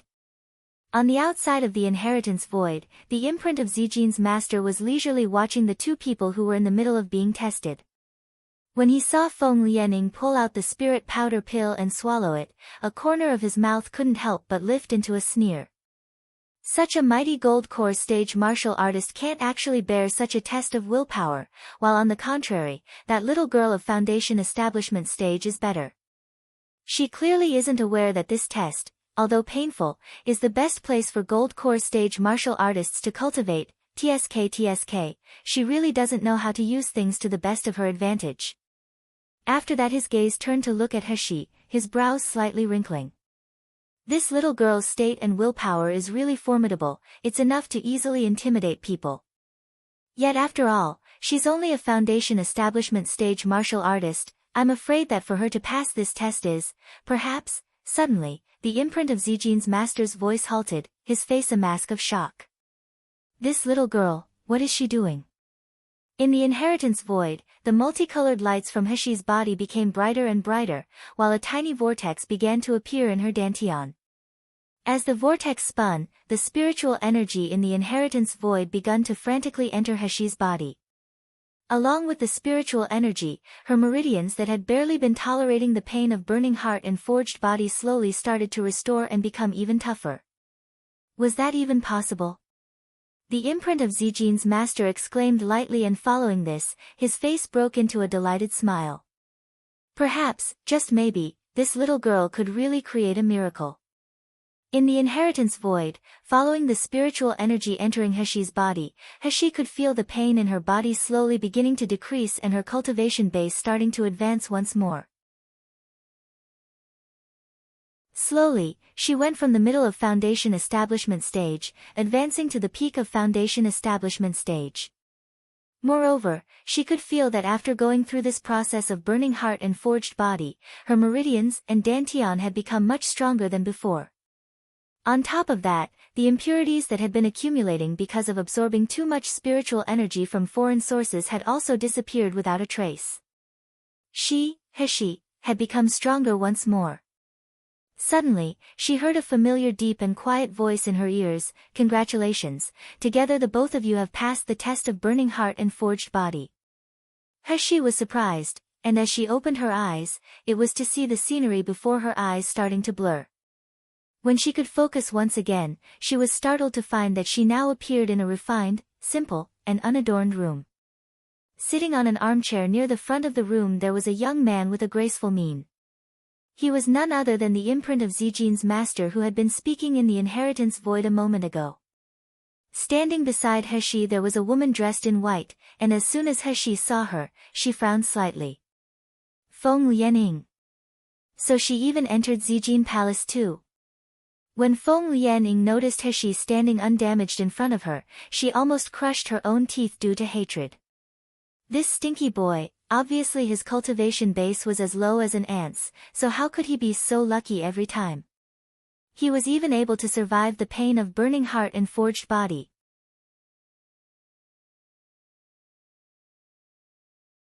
Chapter 229. Avoid choking. A trace of killing intent flashed in Feng Lianying's eyes, but quickly disappeared and was replaced by a gentle smile on her face. Young Master Shi, this is such a coincidence. I didn't expect to see you in here. I wonder how young Master Shi was able to find Zijin Palace. Without any expression on her face, He indifferently said, "Naturally I have my ways, what does it concern you?" Feng Lianing grit her teeth, and she released a soft laugh from her mouth. "However, I heard that if it isn't a martial artist of gold core stage or higher that enters the internal core of the secret territory, that they will be torn into pieces. For you to be able to come here, you must have a great ability." Heshi's eyes showed a trace of impatience. "However, the Ice Lotus Fairy entered, that was how I entered too." Feng Lianing rolled her eyes, her expression somewhat bashful as she said, "It was Brother Yu who helped me to enter. He started planning this many years ago while waiting for the secret territory to open so we could hunt for treasures. Besides finding the divine treasures he desired, the most important thing he wanted was for me to enter Zijin Palace and receive the inheritance." After saying that she suddenly paused, then said in a slightly surprised tone, "Young Master Shi, you didn't know about Brother Yu wanting to enter the secret territory? He didn't inform you that we were coming here together?" Heshi's lips flattened, her eyes appearing slightly chilly.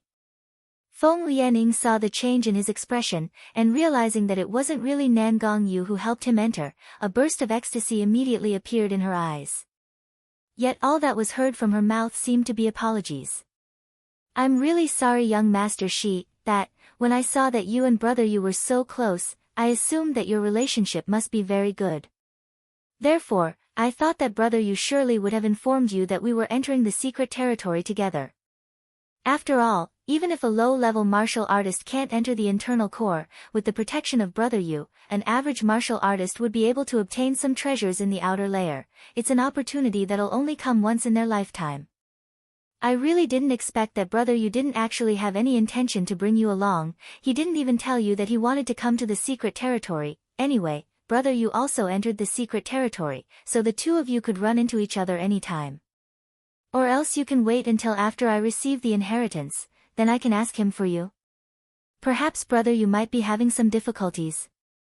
Don't worry, from childhood until now, Brother Yu has always told me if he has any secrets, I will certainly ask him clearly for you." Feng Lianying's gentle voice was laced with obvious mockery, continuously resounding in Heshi's ears and making her heart irritated, while a biting cold spread throughout her body. The corners of her mouth curled into a cold smile all of a sudden, and her expression as she looked at Feng Lianying morphed into a sneer. "Wait until after you receive the inheritance. Ice Lotus Fairy, isn't there something wrong with your brain? Who said that the person who will ultimately be receiving the inheritance will be you? Moreover, how I came to the secret territory is my business, that has nothing to do with Nangong Yu. Even more, it has nothing to do with you. Do I need you to meddle in my business?" Feng Lianying's expression suddenly sank, then she sneered, "You're merely a foundation establishment stage martial artist, the process of how you got here doesn't matter. However, just because of your luck so far, do you really think that you can compete with me over the inheritance? I advise you, young Master Shi, you should conduct yourself with integrity and not overestimate your capabilities. He laughed quietly, and coming into contact with Feng Lianying's forceful power pressure, she didn't cower in the slightest as she said, whether or not it was luck, we'll know once the inheritance trial has ended. Before you boast, Ice Lotus Fairy, it's best you take it easy so that when your words slap your face you avoid choking on your tongue. You. Feng Lianing was just about to attack, when the imprint of Zijin's master, who had been quiet until now said, though Zijin Palace and my Maha inheritance will dissipate from this world, along with myself, I never expected that someone would really be able to enter here. Furthermore, it was two people at once.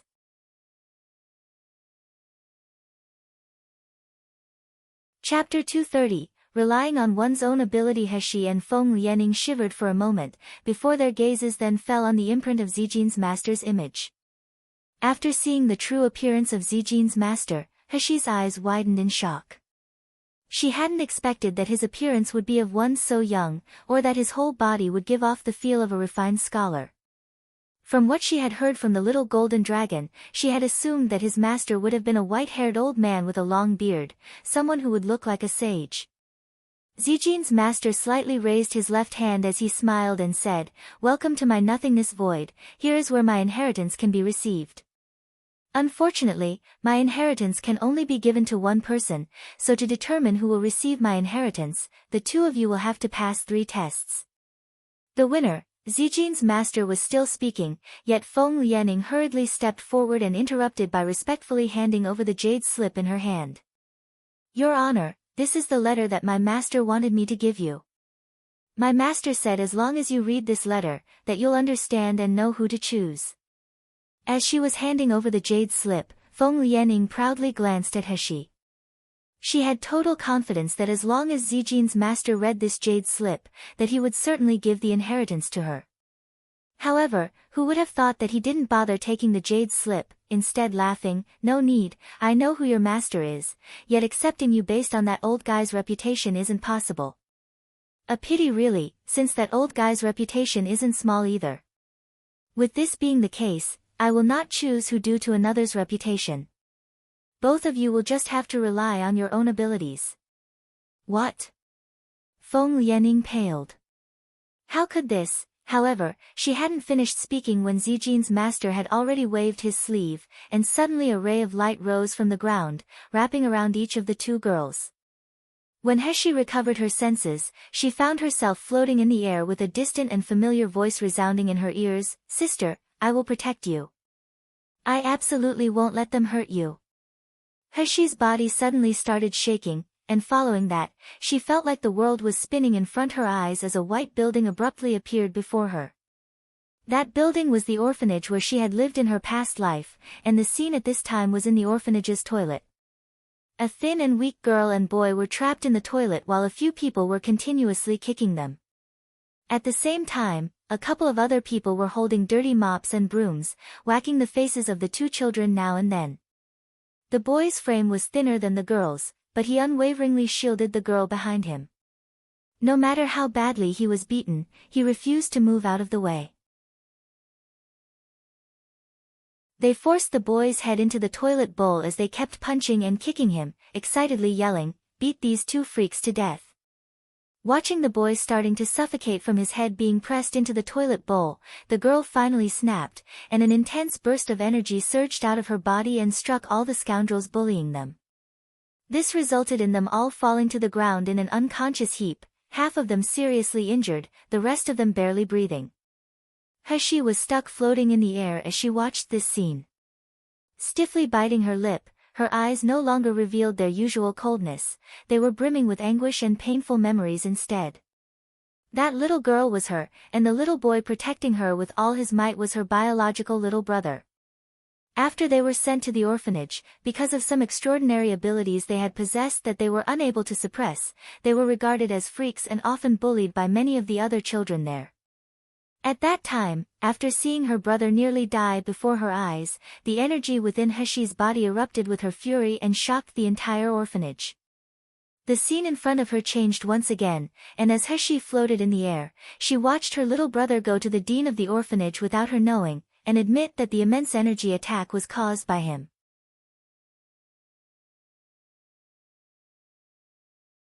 Chapter 231, Memory Maze. Soon after, her little brother was taken away by a group of mysterious people who secretly sent him to an underground laboratory. When she saw this, Heshi's body began to tremble violently, the pain and anger in her chest surging like a tide. As she floated in the air with a blank stare, she watched as her little brother was pushed into the laboratory. Little by little his body was dissected, his limbs snapped and torn, and his skull scooped clean. Afterwards, he was discarded like garbage into a pile of waste. Watching this scene, Heshi felt a fury so destructive that it could destroy heaven and exterminate earth surge up within her, causing her to almost lose her mind and make her wish she could kill all the people in this world. Like a wounded cub, she roared as she charged towards the murderers of her brother in the scene below her feet. However, the scene suddenly changed once again, morphing into the desert prison in ADX. In order to rescue her partner, Lunya, she broke into the prison alone. Yet in exchange for her efforts, Lunya had stabbed a dagger into her chest. Lunya had wanted her for himself, and when he had realized that it wouldn't ever be possible, he decided that if he couldn't have her, no one could, and felt that it was better to kill her. The organization had taken advantage of her, and when they had felt threatened by her, they had decided to kill her. In her past life she was like a chess piece, constantly being manipulated by fate and other people, with no freedom and no way to protect the people she had truly loved. Would she just accept her fate as a chess piece? No. She wasn't willing at all. In this life she wanted to become stronger, stronger than anyone else, so no one would be able to hurt her, and no one would be able to manipulate her. Heshi suddenly opened her eyes, and before her was the familiar elegant room and Zijin's master's smiling features. Wiping the perspiration off her forehead, her hand felt cold and clammy. Suddenly, she heard Feng Lianying's taunting voice say, "You couldn't even pass such a simple refined heart spell, but you still wish to compete with me over Zijin Palace's inheritance." Heshi glanced briefly at Feng Lianying and saw her leisurely relaxing, her manner more fitting to someone who hadn't just been completely trapped in a memory maze. Hence Heshi couldn't help but sneer, passing the test by relying on spiritual items and therefore cheating. "What qualifications do you have to mock me?" "You." Feng Lianying's face flushed red, but when she looked at the smiling yet pensive look on the face of Zijin's master, she couldn't help but push down her anger as she didn't dare act rashly. She had indeed depended on the spiritual items given to her by her master, so of course she had effortlessly passed the refined heart spell. But how could this stinky boy know that?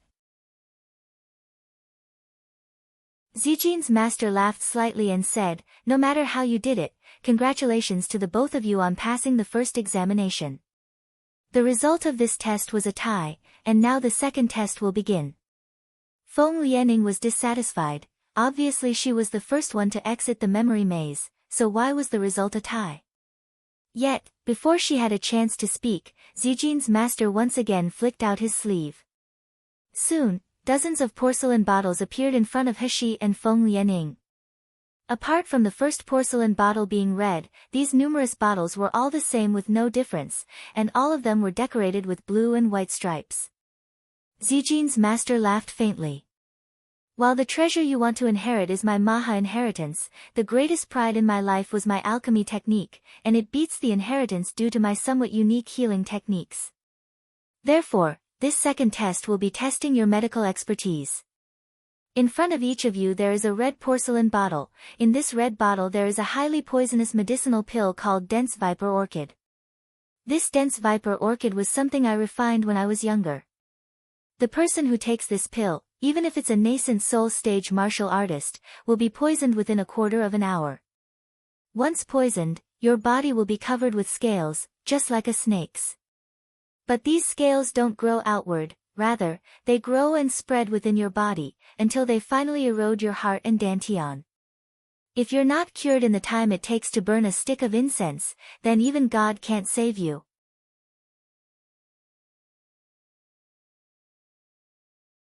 Chapter 232, The greatest pride to depend on. Feng Lianying sucked in a cold breath, and her face turned an extremely ugly shade. She was well aware of how terrible dense viper orchid was, because even her master had mentioned this poison once before. Nevertheless, with a grave face she glanced at Zijin's master, wondering what he intended bringing out this poison. A sharp glint flashed in Zijin's master's eyes, then he continued, "What you have to do is take this dense viper orchid, and before you die due to being poisoned, you have to find dense viper orchid's antidote amongst the remaining 30 bottles of medicinal pills. These 30 bottles of medicinal pills contain nearly the exact same attributes as the real antidote, be it color, scent, or accumulation of spiritual power. Apart from the real antidote, none of them have any effect at all, and in case you take them, they will cause the effects of dense viper orchid to accelerate instead. Therefore for this test, it's up to either of you to decide whether or not you want to participate, so you should think it over properly yourselves." He took 2 steps forward, and picking up 2 of the small bottles, she opened the stoppers and sniffed. Sure enough, regardless of the shape, color, or scent, there was no difference. Finding dense viper orchid's antidote wasn't difficult. What was difficult was when this kind of extremely poisonous pill was ingested. As the time limit for taking the antidote approached little by little, with frightening scales slowly appearing in the body, how could any ordinary person still stay calm enough to differentiate which was the antidote? He laughed coldly, and without a single hesitation, she picked up the red medicinal pill bottle and swallowed a pill instantly. Zijin's master raised an eyebrow with a look of surprise in his eyes. Heshi's courage really made him, who had already lived a millennium, have no choice but to admire her. The moment the dense viper orchid poison reached Heshi's stomach, a distinct red line started to trace down the veins on her arms. Slowly, this red line got longer, extending itself towards her heart. Heshi's expression sharpened with her concentration, and the speed of her hands suddenly became very fast. In the blink of an eye, all 30 blue and white striped bottles were opened, and all of the medicinal pills were poured onto a tray. Then, suddenly, a silver needle appeared gripped in one of Heshi's hands. Using the silver needle, she inserted it a little into one of the pills that she had just placed into her mouth, and the scent of spiritual herbs wafted into the air. The smell and spiritual energy properties of most medicines were very similar, so even if a common doctor in Miluo continent used spiritual power to inspect them, they still might not be able to find the real antidote. But Heshi was different. When she differentiated between medicines, she also examined them using a subtle touch, and a sense of taste. Although she had tasted all kinds of herbs as a divine doctor in her past life, with this she had to distinguish the 5 elements between the 30 medicinal pills, so it wasn't like it would take no effort at all.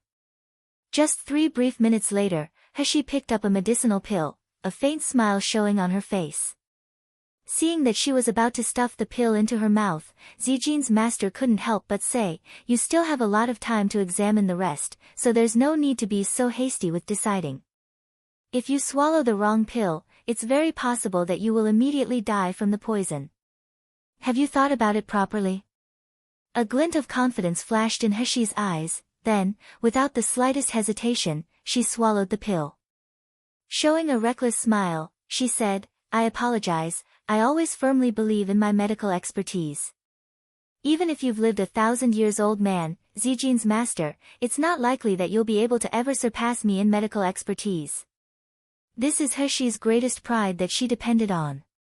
As expected, after the medicinal pill entered her stomach, the poison source that had been circling her dantian was instantly neutralized.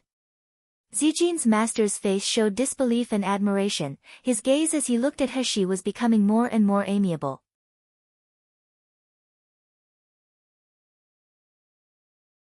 Chapter 233, Regardless of life or death. Heshi's gaze indifferently landed upon Feng Lianing. "Ice Lotus Fairy, I've already passed my part of the test. Since it seems that you're reluctant to swallow the medicinal pill, does that mean you're ready to forfeit the inheritance?" "Why would I give up?" Feng Lianing shouted in a frail tone, her whole face flushing a deep red. "Anyway, it's merely differentiating the antidote, that's all. Do you think I'll lose to you?" With that, she poured out a pill from the red bottle. But just as she was going to stuff the pill into her mouth, there was distinct fear in her eyes. This was dense viper orchid, once it was swallowed, the whole body would be covered with scales, becoming more ugly than a beast's. He saw that Feng Lianing was so scared that her face had turned white, so she couldn't help but shake the empty red bottle held in her hand and leisurely say, "Ice Lotus Fairy, there's no need for you to force yourself. If you don't dare to swallow the pill, then you had better immediately admit defeat." "Who said I don't dare?" Feng Lianing felt her anger surge as she was taunted by He, and without thinking, she swallowed the pill. A red line soon appeared on her fair arm, and like a line of death, it continually spread towards her heart. Feng Lianying's eyes filled with horror, and even her movements of seeking the antidote by opening the white and blue striped bottles became frenzied. This caused the bottles to knock into each other and produce clanking sounds as she searched. As time passed and was about to run out, Feng Lianing still hadn't found the antidote. "Arg! I don't want to become ugly." Feng Lianing looked at the skin on the back of her hand, and finally unable to bear it any longer, she collapsed to the ground. "Save me! Zijin's master, save me!"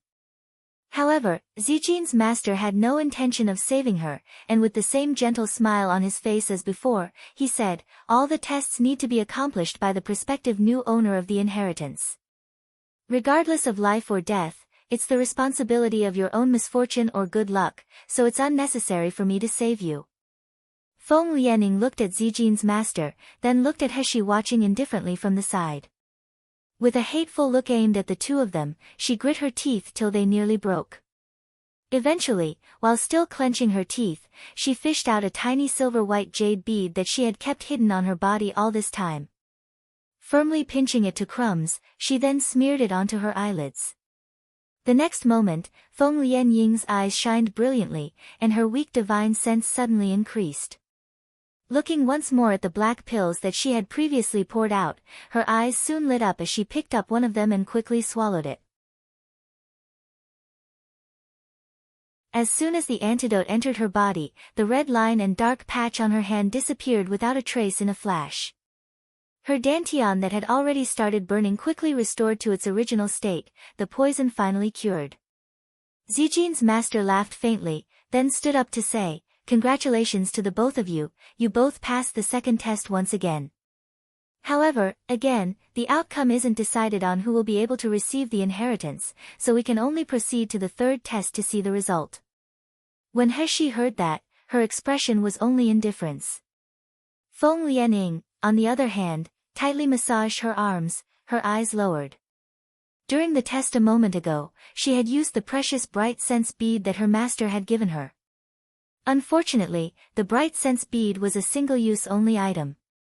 When it was used against an enemy, it could increase her divine sense to limitless possibilities, increasing her speed and 5 senses.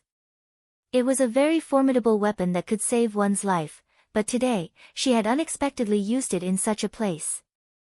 Moreover, just because she was too late in detoxifying the poison, while most of the scales on her skin had disappeared, she now had a black mark remaining on her left arm.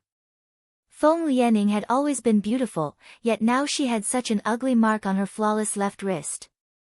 How could she be willing to accept this?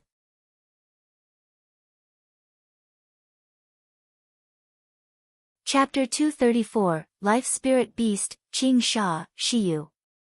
All of this was caused by that bastard, Shiyu.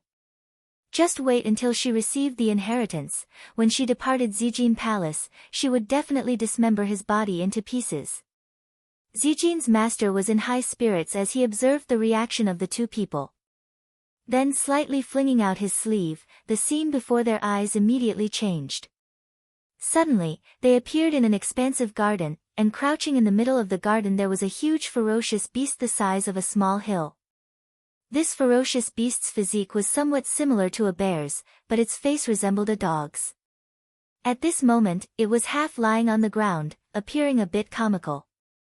When Zijin's master saw this ferocious beast, his face became gentle and he walked up to the ferocious beast. Reaching out his hand, he stroked its fur as he said, "This is a life spirit beast that I subdued in Miluo continent when I was younger, Qing Sha. He is also one of my most important companions. Your third test is to make Qing Sha acknowledge you." Whoever can gain Qing Sha's approval can become the owner of Zijin Palace. As if responding to Zijin's master's words, Qing Sha quickly poked Zijin's master with its big head, acting all coquettish and clingy. Standing on the side, Feng Lianying's gloomy face finally revealed a smile. Taking a step forward with confidence, she laughed gracefully before asking, Zijin's master, this time can you let me try first? Zijin's master nodded. You may. Feng Lianing leisurely moved forward, and as she passed beside Heshi, her steps suddenly halted, the corner of her mouth lifting into a strange smile. May I ask Zijin's master, if I'm able to tame this spirit beast, doesn't that mean that I would immediately become the inheritor of the inheritance? Zijin's master was slightly startled for a moment, a glint of light flashing across his eyes. He then smiled as he nodded. Exactly. Qing Sha will only recognize one master, so no matter who gets the recognition of Qing Sha, that person will receive the inheritance. After hearing that, the smile on Feng Lianying's face immediately became brilliant and proud. Then, she turned to Heshi and faintly said, Young Master Shi, it wasn't easy for you to come here, but unfortunately, the conclusion will disappoint you. I will certainly become the inheritor of Zijin Palace. After all, Brother Yu is still eagerly awaiting my good news. After that, without waiting for Heshi to respond, Feng Lianying's figure flashed as she floated like a fairy and landed in front of the spirit beast, Qing Sha. Feng Lianing wasn't acting blindly, she had genuine confidence in herself. Her reputation in Miluo continent as the young clan head of the Luli sect, with the title of Ice Lotus Fairy and mid-level member of the Doctor Association, had spread far and wide. But few people knew that she, Feng Lianing, was also a master beast tamer. Relying on her own strength, she had already formed contracts with 3 spirit beasts, all of them quite highly ranked. Being presented with this third test, it was just like it was custom-made for herself. What reason would there be for her to not win? Feng Lianing faintly laughed, and slightly lifting her still spotlessly fair wrist, an exquisite little silver bell soon appeared in front of her. As her delicate hand gently swung the little bell, a melodious and beautiful tinkling sound could be heard. Seeing this bell, Zijin's master couldn't help but look up with the hint of an interested smile. The yin and yang bell, that's rather interesting. That old man really gave any spiritual item to his treasured disciple. The bell's ringing didn't cause any reaction at first, but after a while, Qing Sha's eyes lost their focus and became somewhat vague. Seeing this happen, Feng Lianing was overjoyed and swayed the little bell in her hand faster. As the tempo became faster and more coherent, the bell tones came together and formed a slightly queer melody.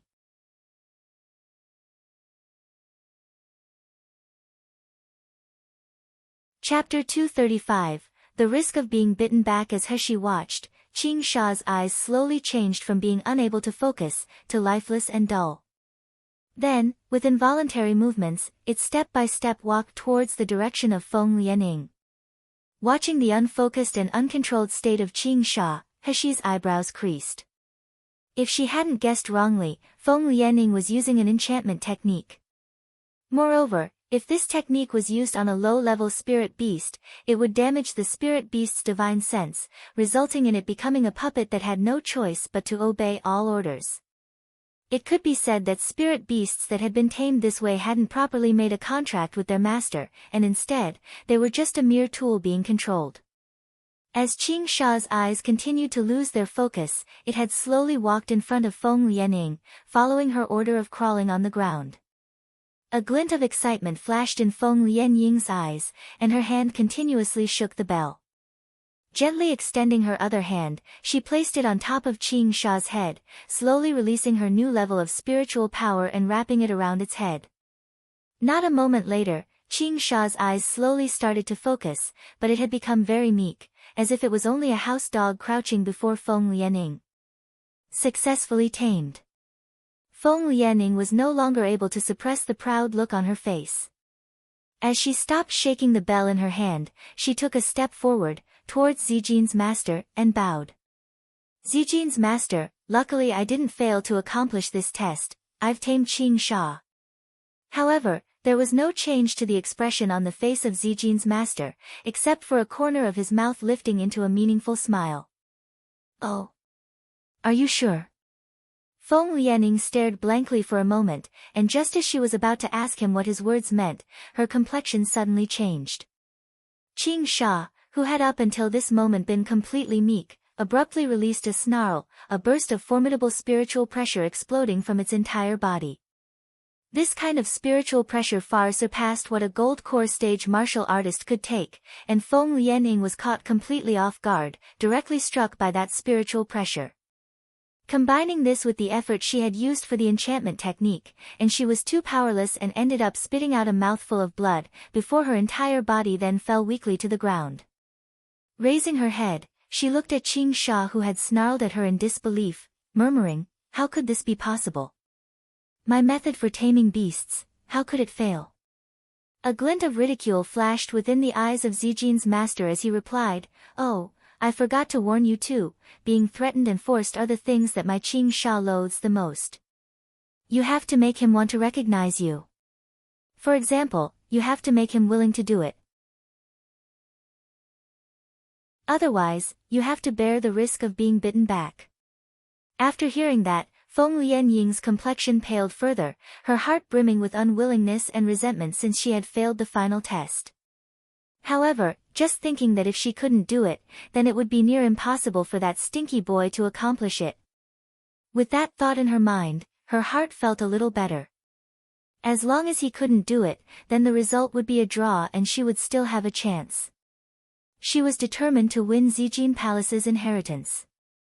After Zijin's master finished warning the two of them, he looked at the current ferocious appearance of his spirit beast, and couldn't help but shake his head. Qing Sha is now in a bad mood, its temperament will be more violent than usual. I'm afraid that if you still want to tame it, that it will be extremely difficult. She crossed her arms as she examined this huge spirit beast growling angrily, pondering how she was going to make it submit to her. She was different to the martial artists of this world, as in regards to spirit beasts, her concept of them from the beginning was limited to her adorable Dandan and that smelly little golden dragon. As for how to subdue ordinary spirit beasts, she really had no idea at all. However, seeing this spirit beast with a head like a dog and a body similar of that to a bear's, she suddenly remembered the wild animals of her past life. How would she have gotten a wild animal to be obedient back then? At least, obedient in the shortest amount of time. After thinking about it for a while, Heshi's eyes suddenly lit up. Then, she slowly strode towards Qing Sha, but when Qing Sha saw someone approaching it, it suddenly raised its body up from its crouched position. With its mouth wide open like a sacrificial bowl, it released a warning snarl, as if in the next moment it would swallow Heshi whole.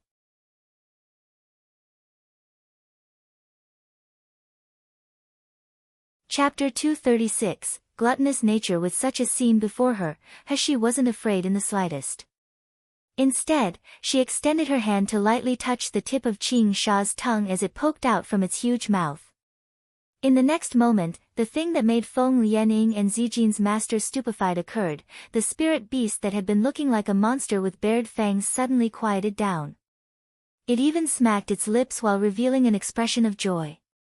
Zijin's master was stunned, yet when he saw something sparkling flash within Heshi's palm, he chuckled wryly.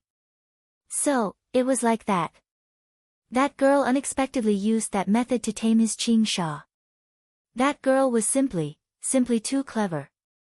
Now that the fierce and terrifying looks Qing Sha had been making a moment ago were no more, it was currently behaving like a real pet dog, incessantly rubbing against Heshi with eager and expectant expressions. Then, Heshi turned her wrist, and soon a piece of cake dropped onto her palm, the cake emitting rich spiritual energy along with a sweet smell. This wasn't just an ordinary piece of cake, but rather, she had produced this cake after mixing in a small amount of spirit water and basing it on the cheesecake recipes from her past life. She had known that the spirit beasts of this world had preferences similar to that of humans, and furthermore, that many spirit beasts liked honey desserts. Although she didn't know how to tame spirit beasts, she did know that it was common to have a gluttonous nature in this world. Without mentioning spirit beasts, even intellectual people like Nangong Yu found the deliciousness of the superb cake on Heshi's hand hard to resist. Everyone watching fell into an unspeakable silence. So when Feng Lianing saw Qing Sha rubbing against Heshi with its big head, she couldn't believe her eyes. She had relied on her skills as a master beast tamer, and the secret treasure, the yin and yang bell given to her by her master, to help her. Unfortunately, even she was unable to tame the spirit beast. Yet to her surprise, under this stinky boy, Shiyu's hands, it had become so obedient. How could this be possible? That brat must have used some shameful method and cheated. That must be it. Zijin's master quickly recovered, then faintly laughed before he said, "The outcome of the third test has been decided. Little boy, I congratulate you on receiving my Maha inheritance." A corner of Heshi's mouth curled up into a meaningful smile, but before she even had time to speak, Feng Lianing started screaming out of control. "This is impossible. I don't believe that he was able to tame Qing Sha. Even I, a gold core stage master beast tamer, was unable to subdue that ferocious beast, so how could he, mere trash on Qi refining stage, have been able to subdue it? I'm sure he must have used some sort of shameful trick. Zijin's master, you're a wise person, so by all means you shouldn't be deceived by him." A trace of contempt rapidly flashed within the eyes of Zijin's master, but the expression on his face didn't change in the slightest as he indifferently said, "During this third test, the one who relied on their own ability, and the one who cheated, I indeed saw it all clearly. When you used a spirit powder pill to avoid feeling the pain of burning heart and forged body, I didn't interfere and allowed you to pass. Do you really think that I knew nothing about your little tricks? That's different."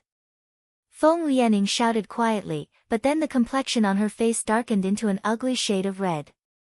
What Zijin's master said wasn't wrong. If she could use small tricks to pass the tests, then why couldn't that stinky boy?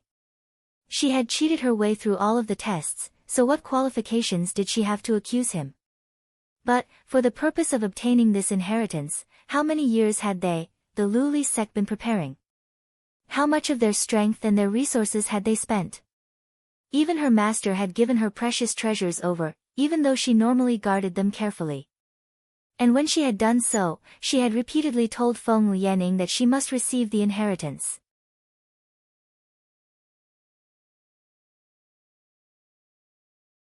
Chapter 237, Spiritual Sense. Now, with such an outcome, how could she be willing to accept it? Feng Lianing grit her teeth, and after aiming a look of resentment towards Heshi, she then turned her gloomy and cold gaze towards Zijin's master. "Zijin's master, are you really disregarding the old kindness of my family head, and giving Zijin Palace's inheritance to this stinky brat? Don't forget, his cultivation base is merely on Qi refining stage, and moreover, he is insupportable and has no foundations. Plus, he has no family background, so when the time comes that people under heaven know about the matter of him receiving the inheritance, he might even be unable to keep his small life. Zijin's master, aren't you worried that your inheritance might cease to exist in his hands?" Not waiting for Zijin's master to reply, Feng Lianing raised her chin in arrogance and continued, "But with my Luli sect it's different. If the inheritance is in my hands, I can ensure I'll make the best use of it. With the power and influence of my Luli sect, who in this land would dare to covet it? On top of this, my family head will owe you a big favor as well." Such a result has many advantages, without disadvantages, for Zijin's master. Hence, Zijin's master, you really won't consider it once again? Finished saying these words, Feng Lianying's confidence was brimming. She believed that as long as people had a brain, they would know how to choose. This stinky brat Shiyu's cultivation base was low, he had a lowly status, and except for his good luck in passing the 3 rounds of assessments, what else did he have? However, contrary to what Feng Lianing expected, after Zijin's master heard her speech, a glint of coldness flashed within his eyes as sharp as a blade. Then suddenly, a burst of icy cold power pressure erupted from his body. "It seems that I've forgotten to tell you, I'm the same as Qing Sha, and one of the things I loathe the most is when other people threaten me. Your skills are inferior, you lost the competition, and in spite of everything, you still dare to talk nonsense in here. You're overestimating your capabilities. Considering your master's face, I'll spare your life today, but right now, I want you to immediately leave this inheritance void. Don't let me see you again. His words had barely fallen when Feng Lianying felt a sharp pain throughout her entire body, and in the blink of an eye, she sank into darkness. Feng Lianying's figure gradually dissipated, leaving only Heshi and Zijin's master in the inheritance void. The body of Zijin's master then slowly floated upwards in the void, his deep and low voice resonating as if it was being projected from the horizon. Little girl, are you ready to receive the inheritance? Heshi nodded, her expression showing rare respectfulness. Many thanks to Senior for bestowing such a generous gift. The face of Zijin's master showed the traces of a satisfied smile, and the next moment, he and Qing Sha's figures suddenly exploded into blinding white lights. The white lights scattered in all directions, the sight resembling fireworks blooming from afar. Then, these lights rapidly shot towards Heshi, drilling into her mind and body. Heshi uttered a muffled groan as she felt a strange energy incessantly surging and circulating within her body, which then slowly converged around her dantian. And in her mind an avalanche of information began to appear, along with the words from Zijin's master. Little girl, in this secret territory, Qing Sha and I were only the remaining wisps of spiritual sense. And only by obtaining a spiritual sense, are you then able to open the divine key and practice the methods of my Zijin technique, the Maha inheritance, to your heart's content. After you've completed the acceptance of the inheritance, Zijin Palace will disappear, and you will become the new owner of this secret territory. However, if you genuinely want to control the secret territory, you still need to do a lot of things. Heshi's brows creased. Zijin's master had said that she would become the new owner of the secret territory, but he didn't actually say how she would control the secret territory, right? Does this mean that she would have to explore the entire secret territory? Currently, the secret territory was crawling with gold core stage and above martial artists. Moreover, there were many dangerous places with layer upon layer of protection, causing Heshi to feel her scalp become numb. If she wanted to explore the secret territory with her current strength, it would be even harder than reaching the sky.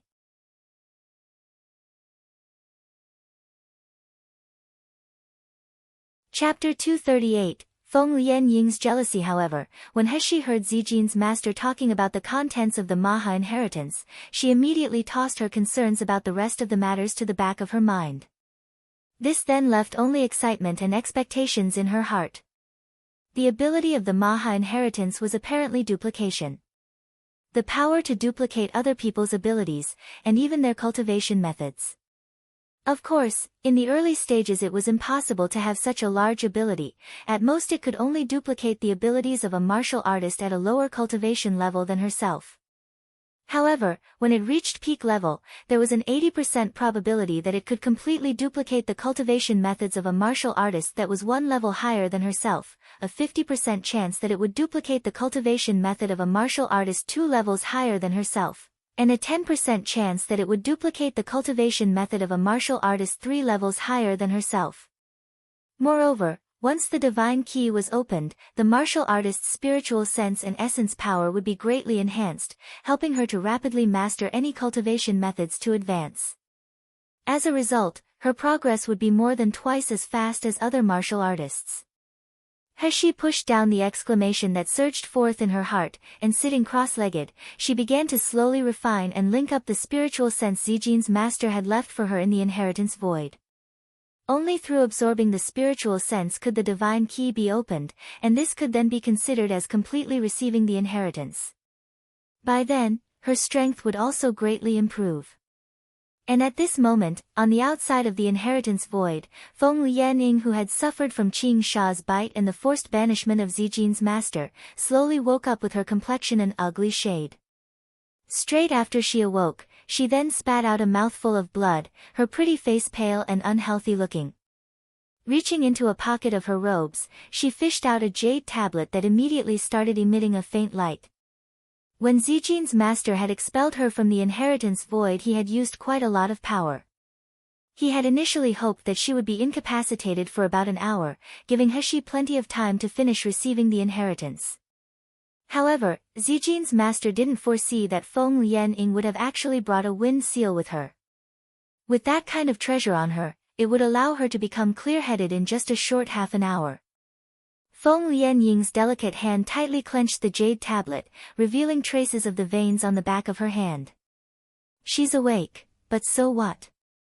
In the end, she didn't get Zijin Palace's inheritance, she lost to that stinky brat. She had spent so much to get to this point, yet stumbled on the final hurdle. How would she explain this to everyone in the Luli sect, and even more, explain it to her master? Feng Lianying raised her head. Seeing Heshi sitting cross-legged in meditation in front of her, an intense jealousy and murderous rage suddenly lit up within her eyes. Abruptly standing up, she then pulled out her long sword and engulfed it in a blazing flame. All of this was because of that bastard. He had brought trouble to her by causing her to lose the inheritance, which would result in her losing face when she returned to her sect. Today, even if she had to risk being banished from the secret territory by Zijin's master, she must kill this wretched boy. The sword lit up, and like lightning, it shot forth towards the clueless and unaware figure of Heshi. She had thought that this lad's body would be stabbed by the sword, and furthermore, he would be burnt to ashes by the flame. However, the blood-splattering display that she had expected to see didn't actually happen, and instead, Feng Lianying heard a bang, and her long sword was unexpectedly blocked by a golden barrier. Feng Lianying was startled, and soon heard the rage-filled voice of Zijin's master say, "I told you before, it's forbidden to use violence within Zijin Palace. Why are you still here? Quickly get lost, otherwise, don't blame me for being impolite." Zijin Palace started shaking following the command of Zijin's master, seeming to express his wrath. Feng Lianying's hand holding the sword couldn't help but tremble, while her face revealed the mixed emotions of unwillingness, jealousy, anger, and resentment. This made her previously beautiful face become twisted with a sort of sinister maliciousness.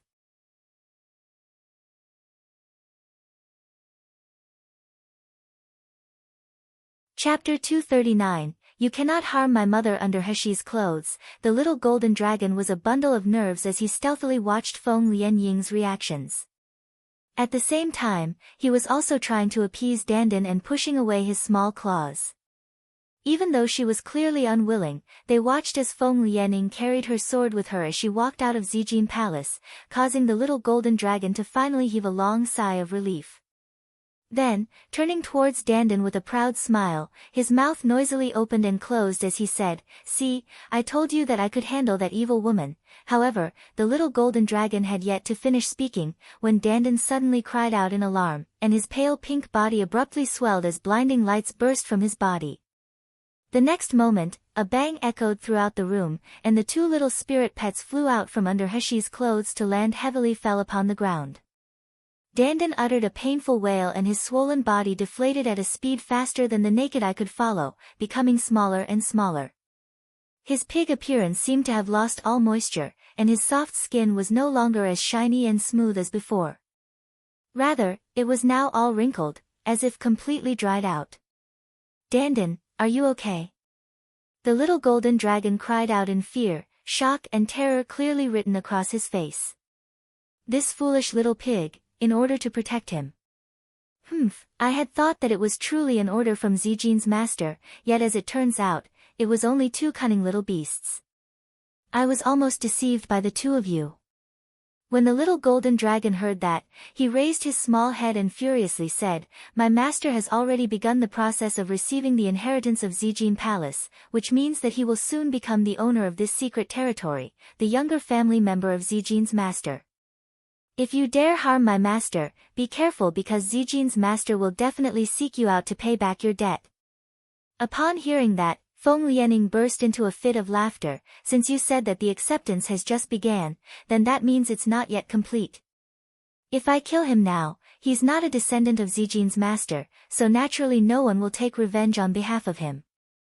What's more, can it be that you really think my Luli sect is afraid of Zijin's master?" After saying that, the look on her face suddenly became fierce and she gloomily said, "If I can't receive the inheritance, then I won't let others receive it either." With that remark, her figure flashed as she charged straight towards He, cloaked in an intense murderous aura. "Mother!" Dandan cried out loudly, and without thinking, his figure once again swelled as he pounced over before He. "You cannot harm my mother." The power of a gold core stage martial artist's sword was very formidable, and Dandan was merely a newborn primary spirit. How could he withstand it? When the sword pierced his body, Dandan let out a shrill scream, and in a flash he fell into Heshi's arms as he spat out a mouthful of blood. His previous pink skin was now nearly completely covered in wrinkles and lifelessly dull. It was as if he would shatter into a million pieces at any time. But the next moment, Dandan shockingly grew even larger to protect He. His voice was brimming with fear and tears, but it also carried stubbornness and the strong conviction of one prepared to sacrifice their life for their beliefs as he said, "You cannot harm my mother." "Mother, don't be afraid, Dandan will certainly protect you." Feng Lianing withdrew her long sword, and as her towering figure looked down at the little pig who was firmly protecting He, she sneered in contempt, "Based on what abilities do you want to block me? Such nonsense. Well, since you're so anxious to court death, then I shall kill you, and your master." "Little foolish pig, are you insane? Hurry up and run away. She's a gold core stage martial artist, how could you be her opponent? If you continue like this you'll die." Dandan firmly shook his head, stubbornness and persistence showing on his face. "Mother is the best mother in this world. Dandan will absolutely not abandon mother to run away. If you're afraid, then you can go."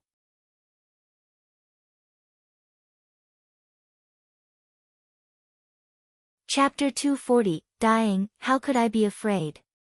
When the little golden dragon heard the last sentence, he stomped in anger as he scolded, "Who said I would ran away? I only wanted to deceive that shameful woman, that's all. You're merely a gold core stage martial artist, do you really think that I'm afraid of you?" Upon saying that, the little golden dragon leaped in front of Dandan and started to curse as he faced Feng Lianing, "You're such a venomous-hearted woman. I'm not saying your looks are ugly, but that your heart is so vicious, it's no wonder that Zijin's master doesn't give you the inheritance. Take a look at my master, in comparison to your looks, his are more beautiful than yours, and his ability is higher than yours. Which idiot would choose you, an ugly woman, over my master instead?" Standing behind the little golden dragon, Dandan promptly joined in with, exactly, such an ugly woman. She can't even compare to one of mother's fingertips. Cross-eyed, hooked nose, toady face, and ugly looks with a vicious heart. Be careful in the future, when you give birth to a son he won't have a butthole, and after you die, you'll go straight down to the 18 levels of hell. Since Dandan had still been inside his huge egg from the beginning, his knowledge was now incomplete. Each of his owners had had different personalities, so naturally he received all different kinds of information, including some things that were weird. Now that he was angry and worried, he spat out the most vulgar curse words that he had learnt. If He was awake at this moment and could hear her cute and clumsy spirit pet cursing and shouting at people like a wife in the street, she would certainly be so shocked that her jaw would drop to the floor. On the other hand, when the little golden dragon heard those curses, he loudly cheered. Then, looking at Dandan as if he himself had taught him, he continued adding insults. "Little foolish pig, some of your phrases were wrong. This woman is so ugly that whoever marries her will have bad luck, so how would anyone be willing to marry her? Since no one will marry her, how could she give birth to a son without a butthole?" Feng Lianing was born noble, surrounded by people who flattered her, fawned upon her, and who were always trying to curry favor with her. Since she was a child up until now, she had never suffered such insults and abuse. At this moment, she only felt her chi and blood boiling, her face clearly showing murderous intent. "Two lowly beasts actually dared to insult me so much, very good. Today, I'll skin you both alive, slowly pull your tendons out one by one, and dismember your bodies piece by piece. You'll then be reunited with your master in the underworld." As Feng Lianying's words left her mouth, a fireball condensed in her hand, before she then fiercely threw it towards them. In a flash, the fireball transformed into several sharp arrows, all of them heading towards Hashi, Dandan, and the little golden dragon. "We can't let her hurt Mother!" Dandan shouted loudly, immediately making his body swell large again to protect Hashi. The little golden dragon's complexion paled. He was more knowledgeable than Dandan, and therefore he knew just how terrible one strike from a gold core martial artist was. However, when he looked at the foolish pig behind him, completely disregarding his own life, the little golden dragon clenched his teeth and the golden light surrounding his body suddenly exploded. Boom! An earth-shattering noise was heard that caused Zijin Palace to shake, as if a major disaster had befallen them all. After the sound of the explosion quieted down, the little golden dragon fell to the ground and spat out a mouthful of blood as he slowly started to faint. At this moment, a large area of his dragon scales were burnt, the horns on top of his head were broken, and his entire body was covered with blood and ghastly wounds. The little amount of energy that he had previously managed to collect with great difficulty after becoming unsealed, was now completely used up. Dandan started crying after seeing such a miserable appearance, and his body rapidly shrunk back to normal size as he went to the little golden dragon's side. "Long Long, are you alright? Wah, don't die. Little foolish pig." The little golden dragon spat out another mouthful of blood and foam, baring his teeth as he said, "Don't you know who I am? How can I die so easily?" He was unable to finish what he was saying before he fainted, the golden light around his body fading without a trace.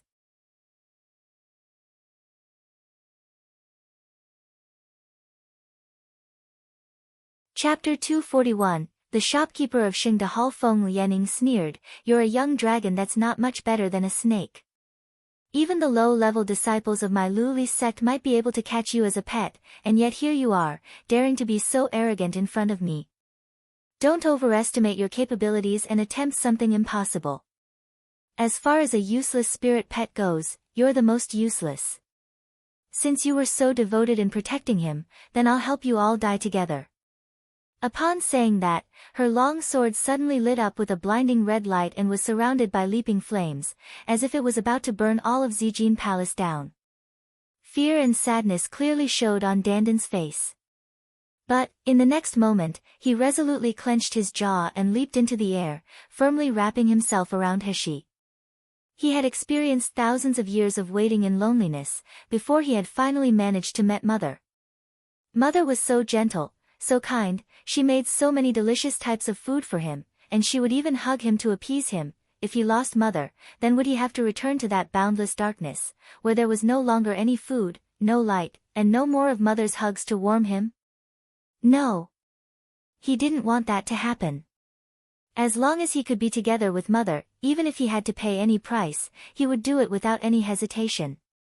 Dandan's body grew bigger and bigger, and the spiritual power in his body started surging violently, forming into a faint spiritual power vortex. Next, the long sword enveloped in blazing flames issued an ear-piercing buzzing as it was aimed straight at the two spirit pets. Dandan's eyes filled with determination, and he recklessly launched the spiritual vortex. But suddenly, a refreshing screen of water appeared before their eyes. During a moment of life or death, it had unexpectedly blocked that whizzing long sword and its blazing flames. Feng Lianying's complexion became extremely unsightly, and she asked in a dark voice, "Who is it? Come out here now." Her words had barely fallen when the door of Zijin Palace was slowly pushed open, and a man dressed in a black robe entered the palace holding a wooden protection tablet in his outstretched hands. The man's looks were scholarly and ordinary, while his voice when speaking carried a refined and amiable tone. "Ice Lotus Fairy, your reputation is well known, and your Luli sect is a dignified and large sect. By taking advantage of such a precarious position and mounting an attack on a member of the younger generation, it wouldn't be good if it were to spread outside, right?" When she clearly saw the man's face, Feng Lianying's expression showed a hint of disgust in a flash.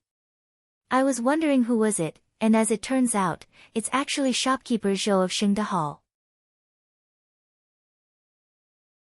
You're merely trash who depended on medicinal pills to forcefully accumulate enough spiritual power to reach gold core stage, and yet you dare to meddle in this fairy's business. Just who do you think you are?" The person who had come was Zhou Yenan, a second-ranked doctor and shopkeeper of Xingde Hall that He became acquainted with when she was rescuing Xiao Li's brother. Zhou Yenan quickly walked over to stand before He, and Zijin Palace's doors slowly shut behind him. Inhaling a deep breath, he said, "The people in this world have a duty to meddle in affairs that have nothing to do with them if someone is about to be hurt. Furthermore, this is young Master Shi, who this humble one happens to be acquainted with. Hence, no matter what, this humble one can't just sit back and watch him die by your hands." Feng Lianying's words were laced with contempt as she sneered, "If those words were said to me by your master, Gu Lu Feng, I might have shown some fear, but since it was you, you have no qualifications to talk to me like that." Finished speaking, Feng Lianing brandished the long sword in her hand once more, and ruthlessly shot towards Zhou Yenan. With a bang, a water mist rose into the air and blocked Feng Lianying's strike. However, this time the water barrier vibrated extremely hard, like it was only just managing to withstand the attack and resist shattering into pieces. Feng Lianing retrieved the long sword, and seeing the wooden protection tablet still in Zhou Yenan's hands emitting a faint silvery light, she sneered, "You think that such a lousy protection tablet could block my attack? Dream on."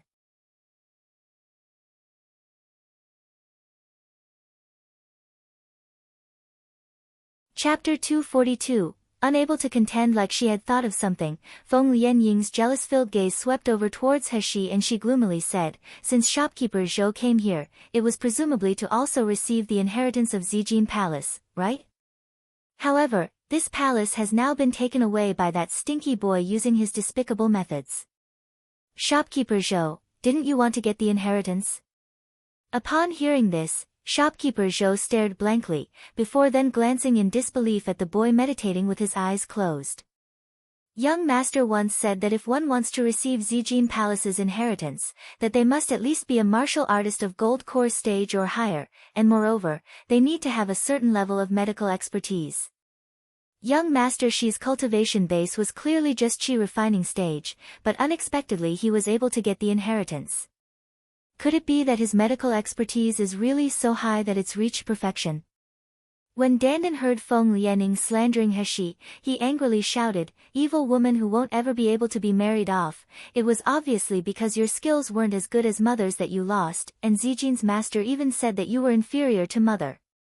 With your venomous heart you were jealous of Mother, and thus you wanted to take advantage and kill her when she's in the process of receiving the inheritance. Such a vile person. Shameful and malicious people like you will absolutely not have a good ending."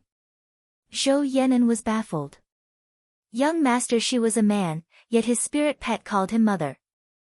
At the same time, Feng Lianing on the opposite side was angered so much that she trembled all over. As she glared at Dandan and He, it was clear that she wanted to mince them up into meat patties. "Zhou Yenan, you better get out of here if you know what's good for you, or else I will kill you together with them."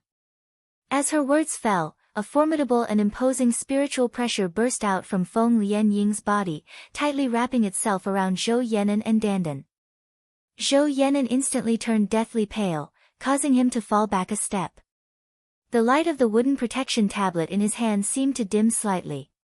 His eyes expressed his dread and panic. It's precisely as the Ice Lotus Fairy had said, he had depended on medicinal pills given to him by his young master to help him forcibly accumulate enough spiritual power to raise his cultivation base to gold core stage. And it was all done for the purpose of entering the secret territory and obtaining Zijin Palace's inheritance. His strength simply wouldn't be able to contend with the woman's before his eyes, so the wisest choice was to leave. However, Zhou Yenan turned his head back and caught a glimpse of He. The youngster's long eyelashes were resting gently on soft, round cheeks, while his exquisite skin was sparkling and translucent. It was like this person was carved out of white jade, exceptionally beautiful and delicate. An image of this youth rescuing that boy emerged before his eyes. He was radiant and glorious, as if any incurable disease in this world could easily be solved by his hands. If it was him, perhaps he could really cure, it wasn't certain but maybe. If it was him, perhaps he would have more confidence than himself, and be more successful in accomplishing a miracle. With these thoughts, Zhou Yan'an clenched his jaw, his face showing obvious determination. Ice Lotus Fairy, I'm a person who learned medicine, and we medical practitioners have benevolent hearts and are charitable in our deeds as a fundamental rule. With your conduct of willfully killing a teenager because of hate and jealousy, you don't deserve the title of doctor. Today, this humble one finally knows that the Ice Lotus Fairy, who was originally rumored to be as spotless as jade, with the heart of a bodhisattva, was nowhere near as good as she was made out to be. Good, very good. Since you yourself want to court death, then don't blame me for being merciless. Zhou Yan'an's remark was more refined than Dandan's, but the meaning still caused Feng Lianing to become furiously angry. With bloodshot eyes, the muscles on her face slightly trembled because of jealousy and hatred, turning her previously beautiful face into something sinister and distorted. This appearance completely replaced her usually irreproachable image. If it was the normal Feng Lianing, then no matter how much she hated a person, she would have perfectly controlled her temperament and maintained her graceful appearance.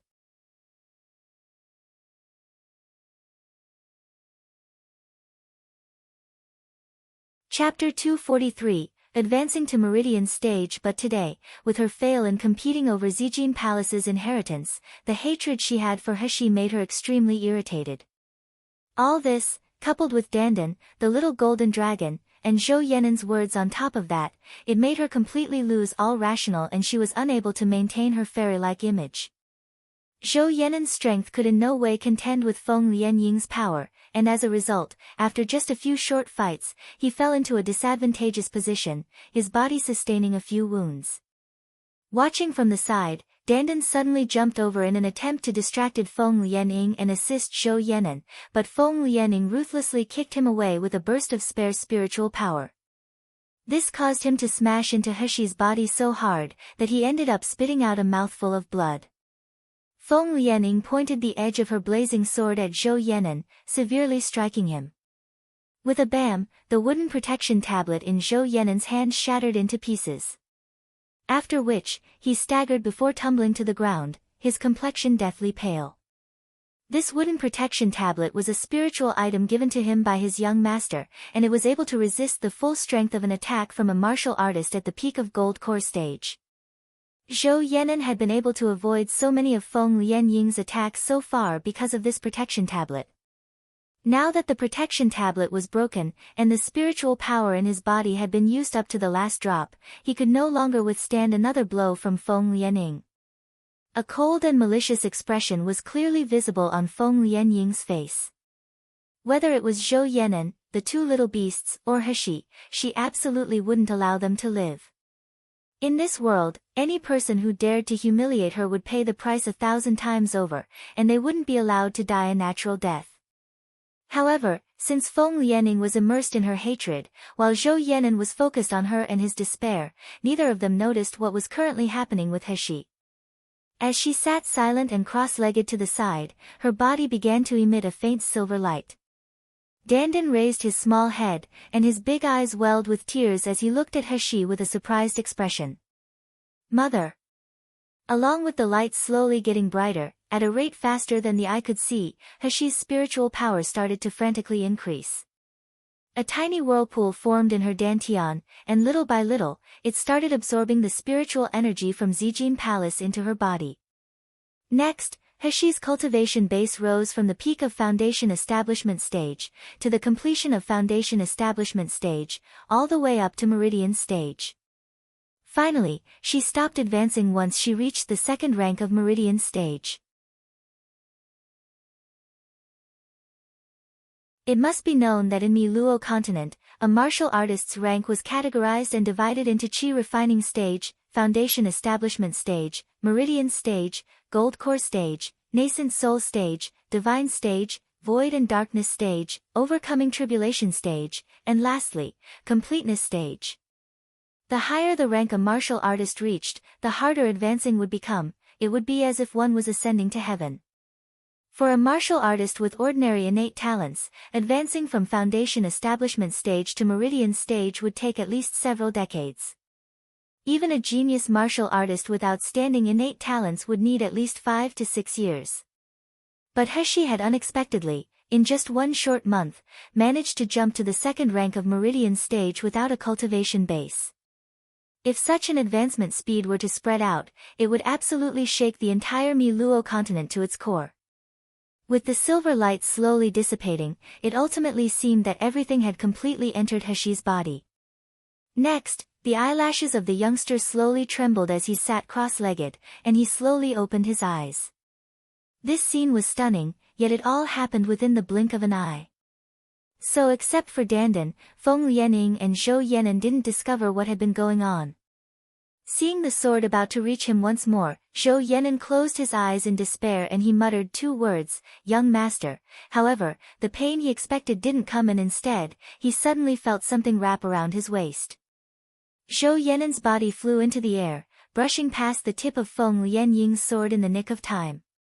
Almost at the same time, the entirety of Zijin Palace erupted in a burst of dazzling silver and purple lights, as if millions of shooting stars streaked across a night sky, making it difficult for people to open their eyes.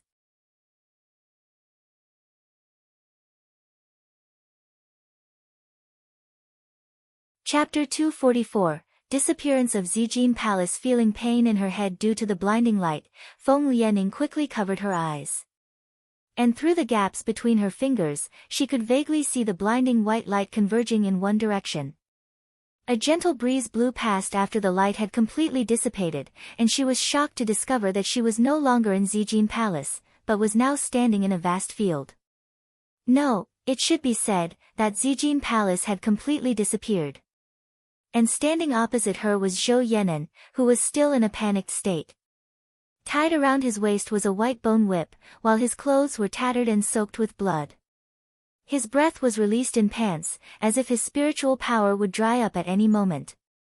But Feng Lianying was already too busy to worry about Zhou Yan'an, her crazed, unwavering gaze falling on the teenager beside him. "Shiyu, you're such a shameless person. Actually daring to receive the inheritance." Not only had he received the inheritance, his cultivation base had also advanced extremely fast. When he was still in the inheritance void, he was obviously only at Qi refining stage, but now he had reached foundation establishment stage. This must be because Zijin's master had passed down some sort of secret technique for him, to enhance his cultivation base in such a short amount of time. If the one who received the inheritance had been her, then perhaps she would have been able to break through to the peak of gold core stage. It was because this stinky brat, this bastard, had caused her to lose her inheritance.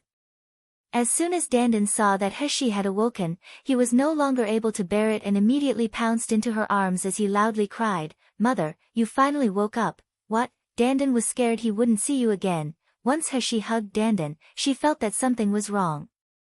The little pink pig's skin was previously soft and smooth, yet now it had become all wrinkled. Furthermore, the color of his skin was all dull and lifeless, while in the corner of his mouth there was a distinct trail of blood. "Dandan, are you injured?"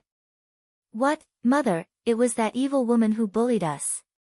She beat Long Long to death, and she even wanted to kill mother and uncle." "What?" Dandan wept with grief. Even though he was still immature, he had never in his life encountered anyone so repulsive and bloodthirsty. It was the first time he had known that people could be so awful, so cruel. Heshi shifted her gaze towards the little golden dragon beside her foot, and saw that he was indeed covered all over with cuts and bruises. And as she examined his dying form, she noticed that even both of his horns were broken, exposing bloody wounds. And laying at her side, with his spiritual power completely used up, was a man struggling to breathe. She instantly recognized him as shopkeeper Zhou of Xingda Hall. This person and these spirit pets, had they ended up in such a miserable state in order to protect her? A strange warm feeling surged in Heshi's heart. It was sour and painful, making her feel touched and distressed at the same time. But when her gaze moved towards Feng Lianying, the look on her face became cold and furious in a flash. This is the so-called Ice Lotus Fairy, whose skill in the inheritance void had been inferior. She had actually wanted to kill her in the real world, even injuring Dandan so severely. Thinking until here, the glint of a cold murderous aura flashed within Heshi's eyes. Young Master you, hurry up and run away. We aren't strong enough to be her opponents, Zhou Yenin said weakly. I've informed my young master of the situation, so as long as my young master comes, he can save you, don't mind me, quickly escape. A trace of surprise showed on Heshi's face. She hadn't expected that a stranger she would meet by chance would help her, but he had recklessly risked his life just for her. Only, no matter what the purpose of Zhou Yenin helping her was she, Heshi, the type of person who would abandon her benefactor and run away in order to protect her own safety?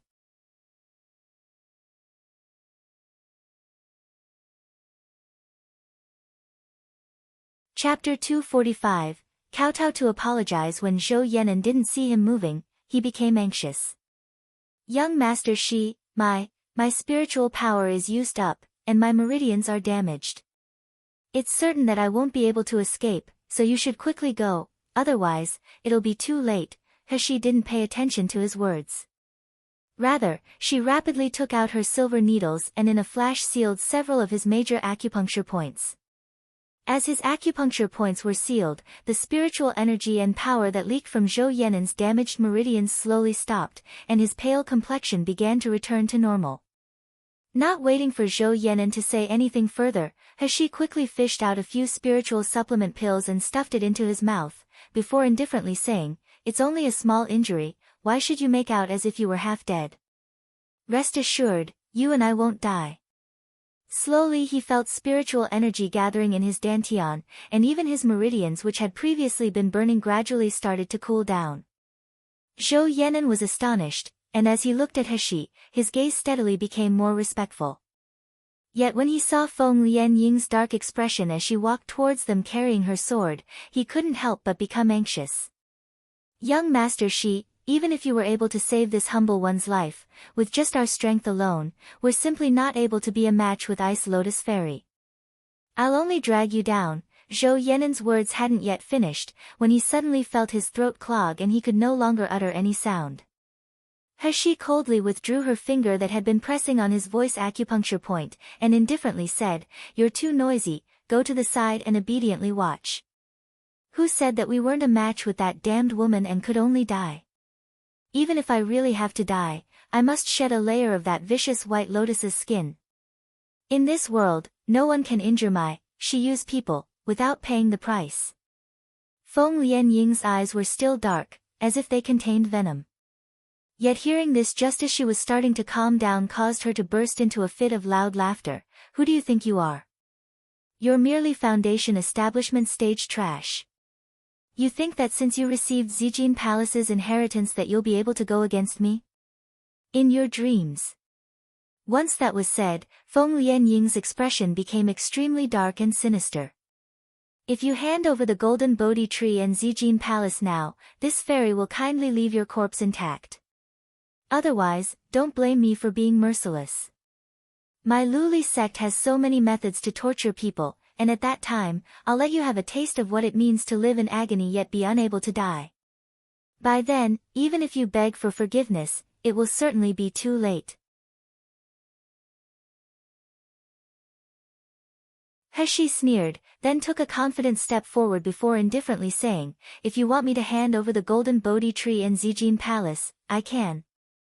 That's as long as you, Feng Lianing, kneel on the ground and kowtow towards me, shopkeeper Zhou, and my spirit pets to apologize. Furthermore, admit to the people in this world that you, Ice Lotus Fairy, are nothing but a reputation with no substance, a woman with a venomous heart. Then, I'll give the inheritance to you, how is it? You bastard, you court death." Once she heard that, Feng Lianing flew into a rage. With a blazing flame springing up around her entire body, the long sword in her hand formed out countless sword lights, one, that shot straight towards Heshi. Heshi immediately threw Dandan and the little golden dragon into her space, and seeing the sword lights flying towards her, she abruptly brandished the white bone whip in her hand. The white bone whip transformed into a whip with layer upon layer of shadow, and mixing with a murderous aura that was as cold as ice, it then enveloped the sword lights into a ball. With the movement of Heshi's feet blurring into shadow, she disappeared from where she was currently standing in the blink of an eye. Heshi's ice spiritual power was of course unable to resist a fire attack by a gold core stage martial artist. So the icy cold energy was rapidly engulfed by the flames, turning it into steam before it disappeared without a trace. But within this split-second gap, Heshi had also disappeared.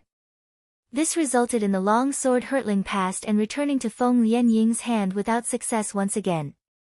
1. Sword light, also translated as a sword ray. A dazzling, powerful energy attack released from the edge of a blade. Forming sword light generally requires a profound cultivation base and a deep mastery of swordsmanship. You're tuning in to the Blissful Bookshelf YouTube channel. We're so grateful for your support, and don't forget to subscribe to join us on this incredible journey through captivating stories. Your generosity through donations truly makes a world of difference, as it's the primary source of revenue that allows me to expand and enhance this channel for you. Thank you from the bottom of my heart for being a part of this adventure.